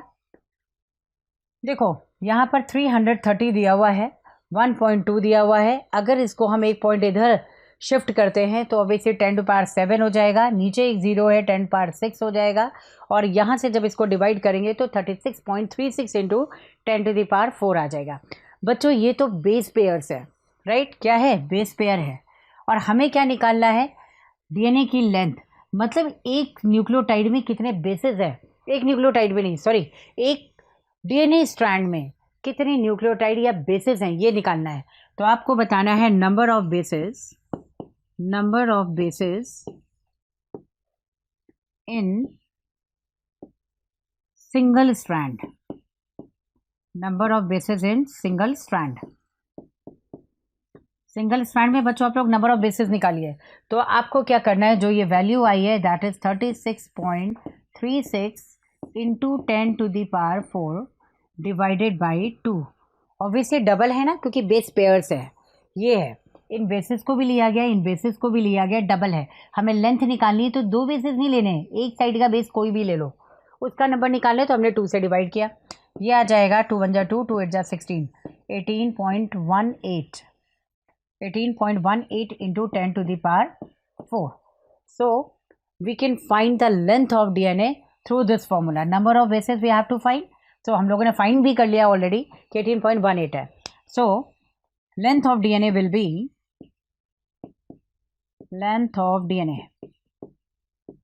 it will be 18.18 into 10 to the power 4 multiplied by 0.34 nanometre, 0.34 nanometre, ठीक है, इससे हम मल्टीप्लाई कर देंगे तो बच्चों जो ये आ जाएगा आंसर अप्रॉक्स, ये हो जाएगा इसमें 6.18 इंटू 10⁴ नैनोमीटर। हम लोगों को केवल नंबर ऑफ बेसिस निकालने थे, इसकी वैल्यू का कोई मतलब नहीं था, राइट। तो यहाँ हमको क्या करना था, पहले नंबर ऑफ बेसिस निकालने थे, बेस पेयर्स, फिर उनको बेसिस में कन्वर्ट करना था, पेयर्ड फॉर्म नहीं, एक स्ट्रैंड पे आपको बेसिस या डीएनए देखना, न्यूक्लियोटाइड देखना था, वो आपने निकाला। और 0.3 क्या कहते हैं 3/4 से इसको मल्टीप्लाई किया नैनोमीटर से, तो यहाँ पे जो वैल्यू आ गई 6.18। अब आप देखिए 6.18 वैल्यू कहाँ आ सकती है, 6.18 इस वाले में आ सकती। तो करेक्ट आंसर जो बच्चों होगा यहाँ पर वो होगा डी, ठीक। 6 इंटू 10⁴ टू 6.4, तो आप देखो 6.18 वैल्यू आ गई। सो here correct answer will be D, right. तो ये जो है क्वेश्चन काफ़ी इजी था, बस हम लोगों को जहाँ पे थोड़ा सा डाउट हुआ 210 नैनोमीटर, ऑब्वियसली डीएनए की लेंथ का हेड की लेंथ से कोई लेना देना नहीं है, ठीक। तो करेक्ट आंसर जो बच्चों निकला वो डी है। चलिए नेक्स्ट देखते हैं। Yes, this question is again from ecology. बच्चों इकोलॉजी में आपको जो है कैरिंग कैपेसिटी एक बताई जाती है, एक वैल्यू बताई जाती है। जैसे मान लीजिए एक ये क्वेश्चन दिया हुआ है, in the graph below where n is population size and is time, m represent dn upon dt। तो आपको ये बताना है कि जो dn अपॉन dt है वो है क्या। मान लीजिए मैंने कहा कोई एक पॉपुलेशन है, पॉपुलेशन साइज ये फर्स्ट चैप्टर में आपको मिल जाएगा इकोलॉजी के, ऑर्गेनिज्म एंड पॉपुलेशन। वहाँ पॉपुलेशन के क्या एट्रीब्यूट्स होते हैं, क्या कैरेक्टर्स होते हैं, ये वहाँ पे गिवन है, ठीक। तो आप यहाँ से देखिएगा population size it is represented by n, right. एक गिवन टाइम t में पॉपुलेशन क्या हो सकती है, साइज ऑफ पॉपुलेशन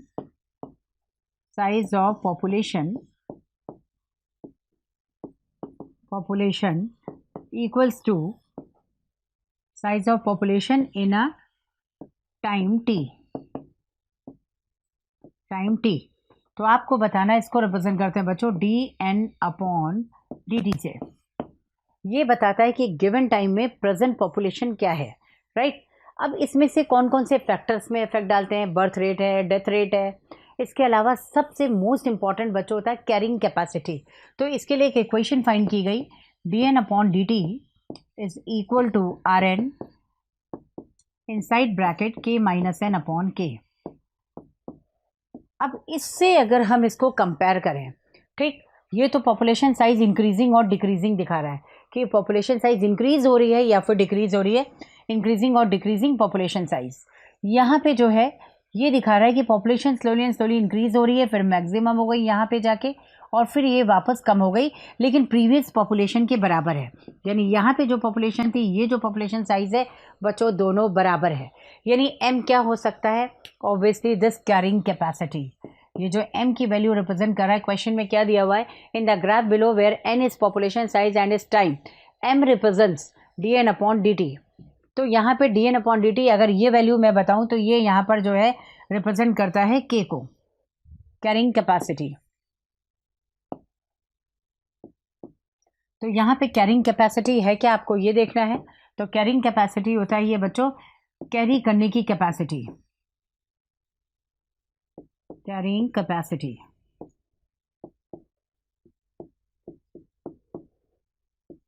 कैपेसिटी।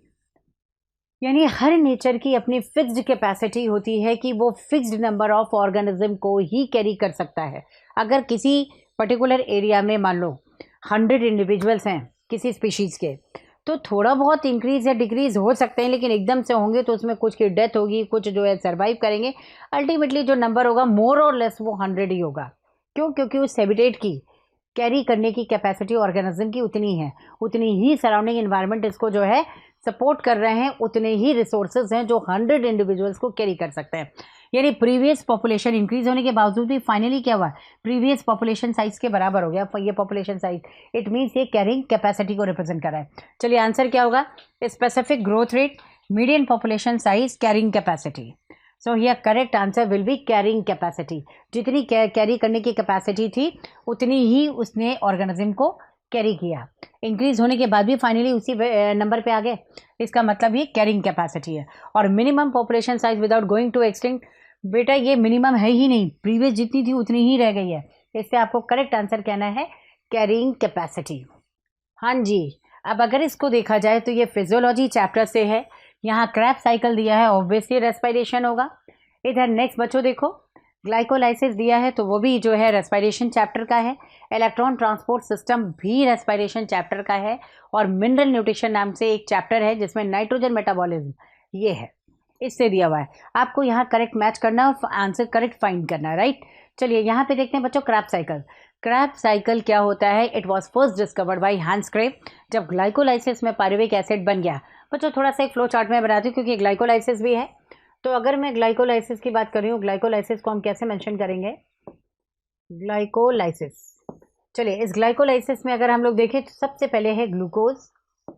बच्चों ग्लूकोज जो है यहाँ सबसे पहले 3 कार्बन कंपाउंड में ब्रेक होता है, 3 फॉस्फोग्लिसरल्डिहाइड PgAl और डाईहाइड्रोक्सी एसीटोन फॉस्फेट, ये भी 3 कार्बन कंपाउंड है और ये भी 3 कार्बन कंपाउंड है, राइट।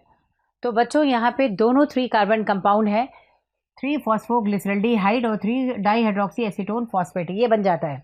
फाइनली क्या होता है कि ये डाईहाइड्रोक्सी एसीटोन फॉस्फेट इसमें कन्वर्ट होता है और ये बना देता है pyruvic acid, right.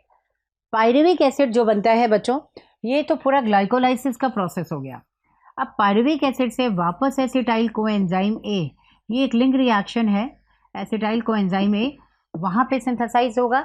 Then acetyl coenzyme A will enter inside Krebs cycle, ये क्रैब साइकिल में एंटर करता है। तो यहाँ से जो है यहाँ पे ये क्रैब साइकिल में एंटर करेगा, ये हो गया क्रैब साइकिल। माइटोकॉन्ड्रिया के अंदर ये दोनों प्रोसेस चलती है, conversion of pyruvic acid into acetyl coenzyme ए, और माइटोकॉन्ड्रियल मैट्रिक्स के अंदर दूसरा प्रोसेस क्रैब साइकिल का है। तो ये हो गया बच्चों इसमें क्रैब साइकिल। अब क्रैब साइकिल का सीक्वेंस मैं आपको बताऊंगी, अभी हम लोग क्रैब साइकिल छोड़ते हैं, आगे बढ़ते हैं। तो ग्लाइकोलाइसिस को हम किससे इसमें कंपेयर कर सकते हैं? आप देखो ग्लाइकोलाइसिस है डाईहाइड्रोक्सी एसीटोन फॉस्फेट, इससे मैच करता है ना, क्योंकि देखो ग्लाइकोलाइसिस है, ग्लूकोज है, डाईहाइड्रोक्सी एसीटोन फॉस्फेट बना रहा है, DHAP, dihydroxy acetone phosphate DHAP ये बना रहा है, ठीक है। इसको हमने इससे मैच कर दिया। अब ये वाला तो एक प्रोसेस खत्म हुआ। नेक्स्ट आता है बच्चों क्रैब साइकिल। क्रैब साइकिल को हम कैसे बताते हैं? चलो इधर देखो, क्रैब साइकिल में आपको बताना है सबसे पहले, चलो बच्चों अब इसमें हम लोग क्रैब साइकिल की बात करते हैं। एसिटाइल को एंजाइम ए से क्रैब साइकिल स्टार्ट होती है, राइट। तो एसिटाइल को एंजाइम ए ये जो है सबसे पहले बनाता है सिट्रेट। अगर आप लोगों ने पढ़ रखा है तो थोड़ा सा मैं आइडिया दे रही हूँ कि एसिटाइल को एंजाइम में along with oxaloacetic acid it forms 6 carbon compound that is citrate, and after isomerization it forms isocitrate, then oxalosuccinate,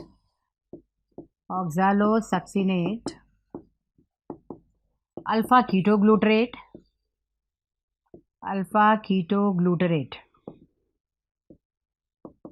ये बनाता है बच्चों अल्फा कीटोग्लूटरेट। और अल्फा कीटोग्लूटरेट के बाद जो सिंथेसाइज होगा वो यहाँ पर सक्सिनाइल कोएंजाइम ए, तो सक्सिनाइल कोएंजाइम ए सिंथेसाइज होगा। आफ्टर दैट सक्सिनेट, तो सक्सिनेट हो गया, फ्यूमरेज हो गया, मैलेट हो गया, ये बारी बारी से डिफरेंट इंटरमीडिएट क्रैब साइकिल में बच्चों बनते हैं। क्रैब साइकिल कहते क्यों है? Because it was first discovered by Hans Krebs, right. अब इससे मैच करो, क्रैब साइकिल का क्या कोई है? देखो ये सक्सिनेट दिया हुआ है, ठीक। तो क्रैब साइकिल को आप कंपेयर करेंगे सक्सिनेट से, देखो ये वाला पार्ट जो है यहाँ पर सक्सिनेट दिया हुआ है, ठीक। तो सक्सिनेट से आपने मैच कर दिया। अब बच्चों नेक्स्ट आता है इलेक्ट्रॉन ट्रांसपोर्ट सिस्टम। तो इलेक्ट्रॉन ट्रांसपोर्ट सिस्टम को बच्चों आप देखेंगे, पहली बात तो ये प्रेजेंट कहाँ होता है? तो इलेक्ट्रॉन ट्रांसपोर्ट सिस्टम जो होता है ना, वो माइटोकॉन्ड्रिया की बच्चों इनर मेम्ब्रेन पे होता है। ये माइटोकॉन्ड्रिया की इनर मेम्ब्रेन पर होता है। चलिए पहले इसको मैं रब कर दूं।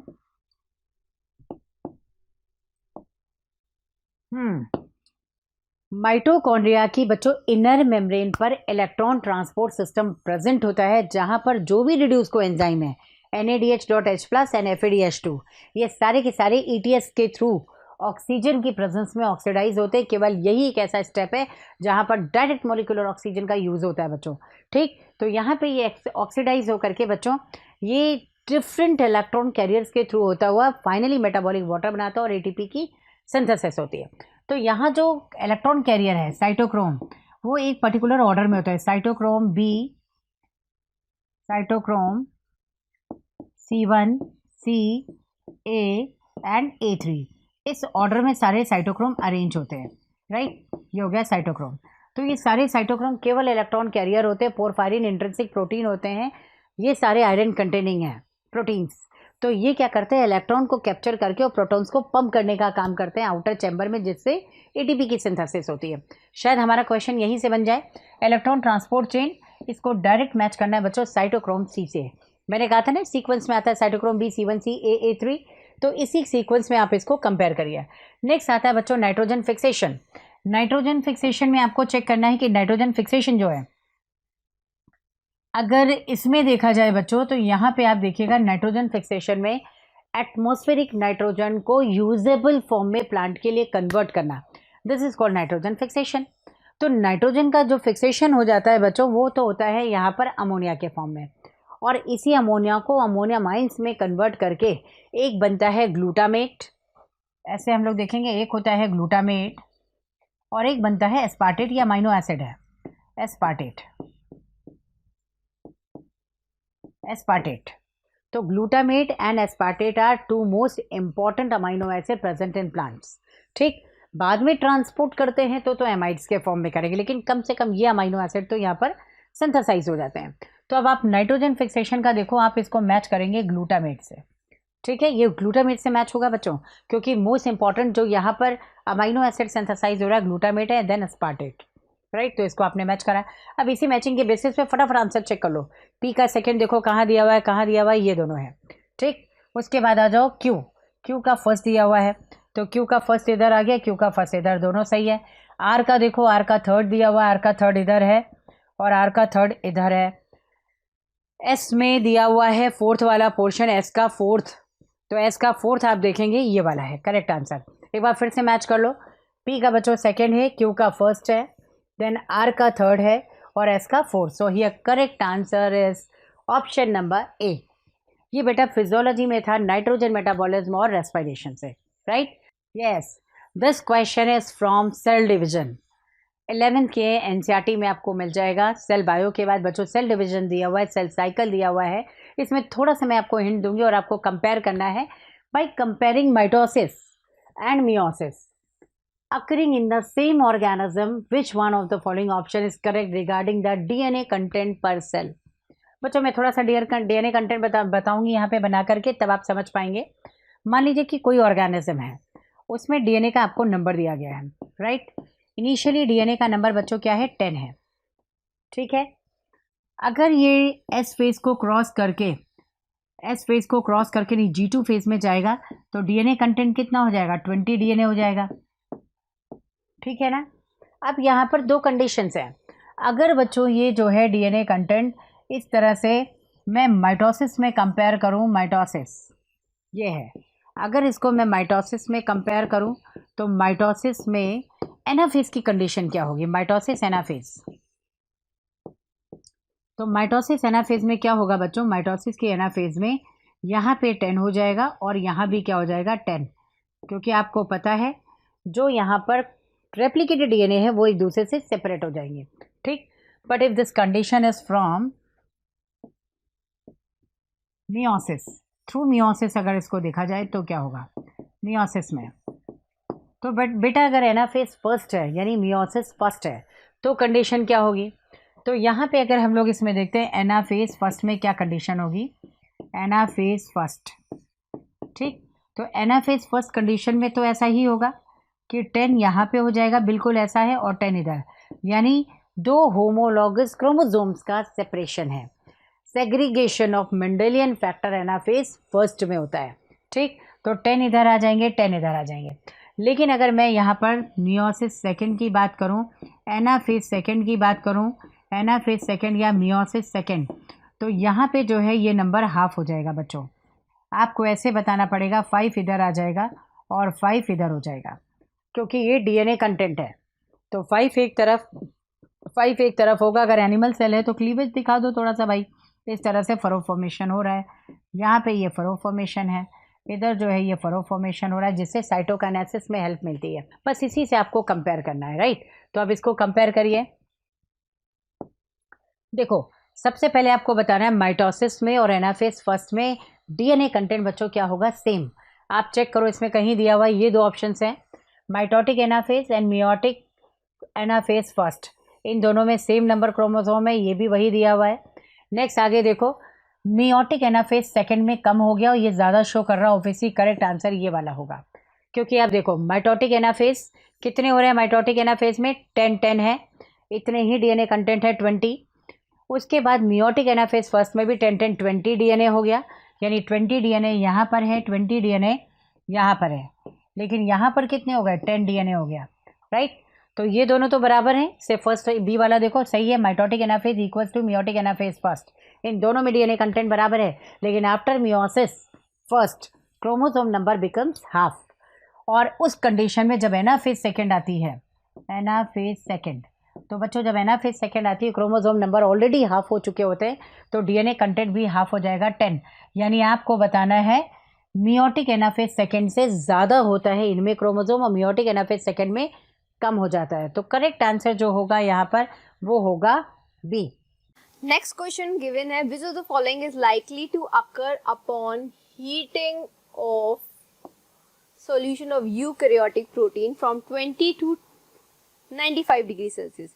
क्वेश्चन में ये पूछा जा रहा है कि eukaryotic protein, basically eukaryotic enzyme जो होते हैं, यूकैरियोटिक प्रोटीन्स होते हैं, उनको अगर हम हीट करेंगे, हम यहाँ पे क्या कर रहे हैं, हीट कर रहे हैं, तो क्या चेंजेस आएंगे, आपको ये पूछा गया है। तो फर्स्ट में आपको दे रखा है कि डाइसल्फाइड बॉन्ड्स ब्रेक हो जाएंगे, ऐसा नहीं हो सकता। थर्ड में बी ऑप्शन में आपको गिवन है कि प्राइमरी स्ट्रक्चर चेंज होगा, ऐसा नहीं है। बेसिकली जो एंजाइम्स को जब हम हीट करते हैं, एंजाइम डीनेचर हो जाते हैं और एंजाइम अपना जो टर्शरी स्ट्रक्चर होता है, ठीक है, उसमें चेंजेस आता है। एंजाइम बेसिकली टर्शरी स्ट्रक्चर में चेंज आता है एंजाइम के, इसलिए थर्ड ऑप्शन में आपको दिखा है पेप्टाइड बॉन्ड्स हाइड्रोलाइज हो जाएंगे, ऐसा भी नहीं हो सकता। फोर्थ ऑप्शन करेक्ट है, टर्शरी स्ट्रक्चर चेंज हो सकता है। जब हम एंजाइम को 20 से लेके 95 डिग्री सेल्सियस तक हीट करेंगे तो क्या होगा, इस एंजाइम से टर्शरी स्ट्रक्चर में चेंज आ जाएगा। ओके बच्चों, नेक्स्ट इस क्वेश्चन को अगर हम लोग देखें तो इस क्वेश्चन में आपको ये ग्लाइकोलाइसिस वाले पार्ट से है, लेकिन बियॉन्ड योर लेवल, आपके लेवल पे लेवल तक नहीं पढ़ाया जाता है। फिर भी मैं अगर थोड़ी सी बात करूँ कि which one of the following statement is incorrect about the hexokinase catalyser reaction given below. तो बच्चों हेक्सोकाइनेज एंजाइम, ये जो है यहाँ पर hexo sugar that is glucose, इसमें जो है एटीपी के साथ कंबाइन करके रिएक्शन में जो है ये ग्लूकोज 6 फॉस्फेट बनाता है, प्लस एडीपी रिलीज होती है। अब आपको मैं ये बता दूं, वैसे देखने में आपको ये लगेगा एंडरगोनिक रिएक्शन है, but it is overall considered as exergonic reaction, क्योंकि यहाँ पर -4 किलो कैलोरी एनर्जी, या यूँ कह दो कि फ्री फॉर्म में, यानी फ्री एनर्जी जो है कुछ यहाँ से रिलीज होती है।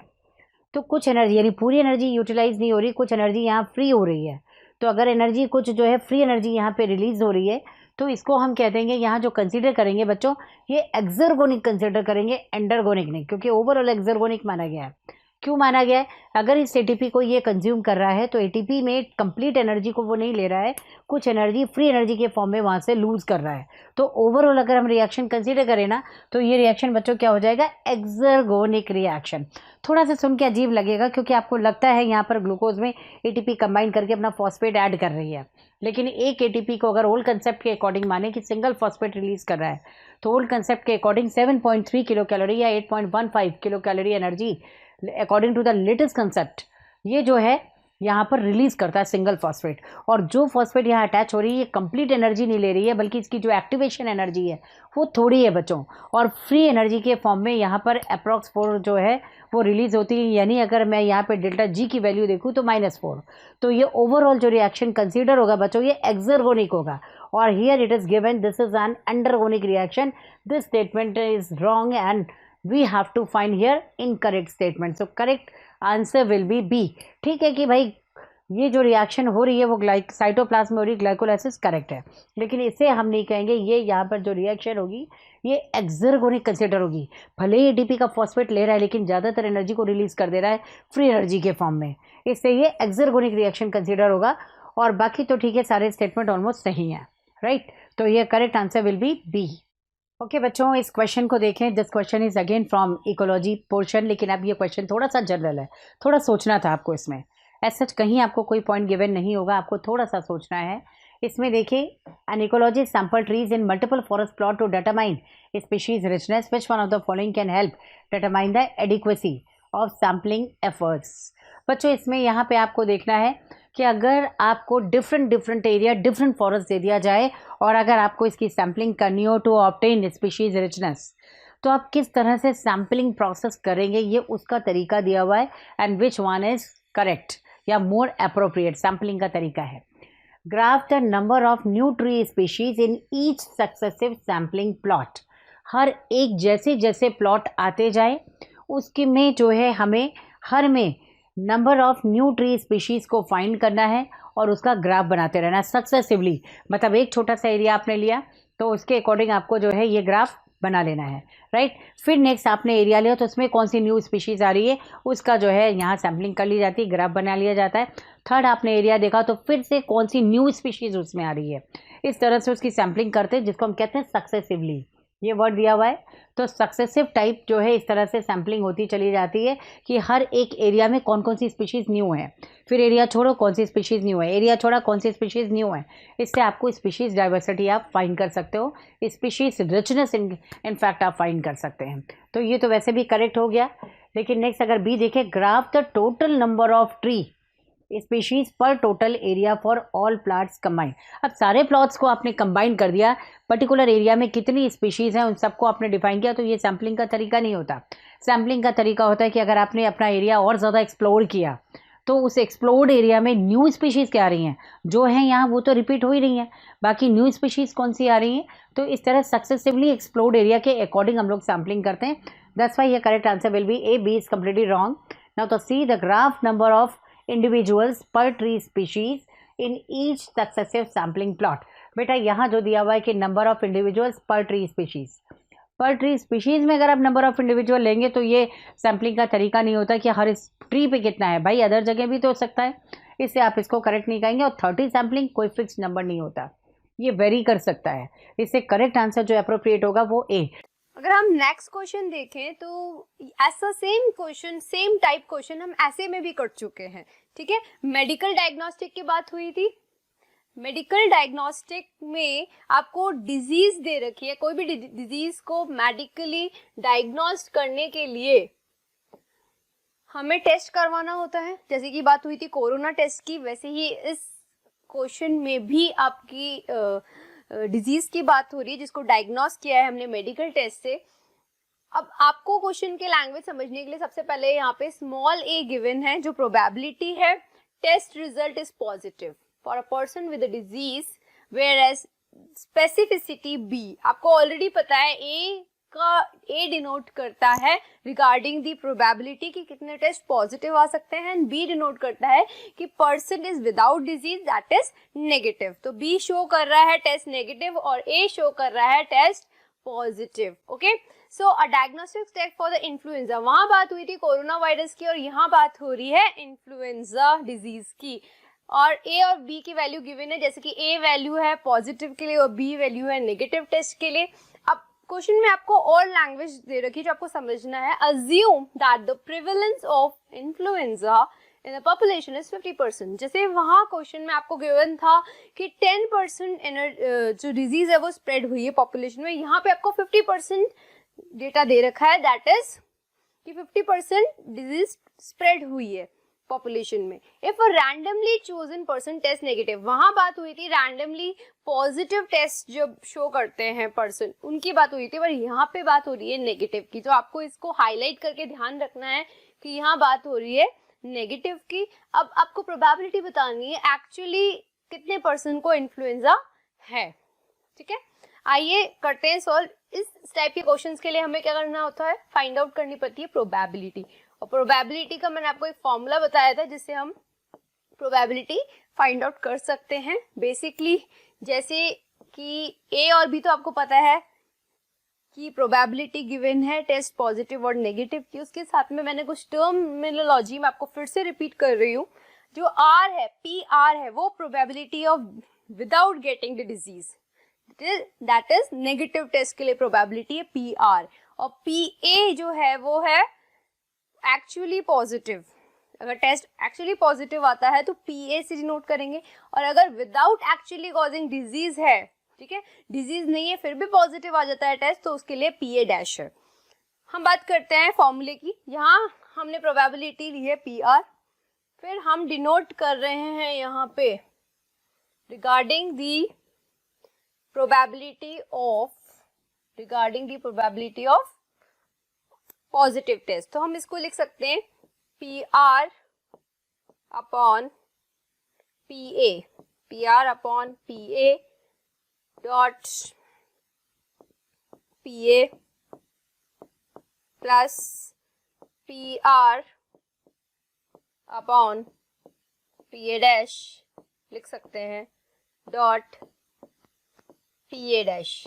ये इस फॉर्मूले से हम इस फॉर्मूले को पुट करके हम वैल्यूज जो हमें ऑलरेडी गिवन है क्वेश्चन में वो पुट कर सकते हैं, हमारे आंसर आ सकते हैं इससे, क्योंकि ये प्रोबेबिलिटी का एक जनरल फॉर्मूला होता है। और यहाँ जो क्वेश्चन है वो क्या पूछा जा रहा है, प्रोबेबिलिटी पूछी जा रही है। बस आपको ये ध्यान रखना है इसमें कि जो A है वो किसके लिए है, पॉजिटिव टेस्ट के लिए, वो भी 0.9 गिवन है, और B जो है वो नेगेटिव टेस्ट के लिए, वो भी 0.9 गिवन है।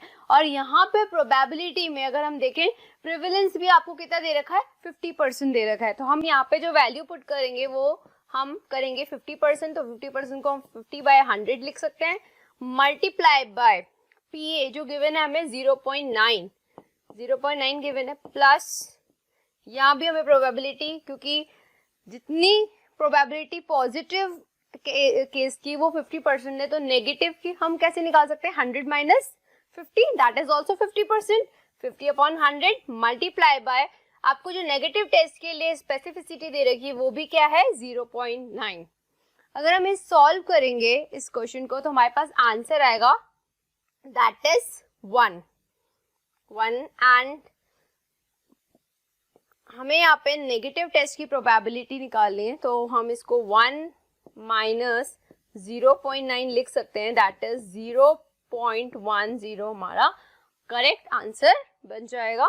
तो डी ऑप्शन में मुझे दिख रहा है 0.10, ओके, तो ये करेक्ट ऑप्शन है। क्वेश्चन बहुत इंटरेस्टिंग था और ये करंट सिनेरियो से रिलेटेड था। अगर आप अपडेट नहीं रहेंगे तो आपको ऐसे क्वेश्चंस नहीं आ सकते हैं।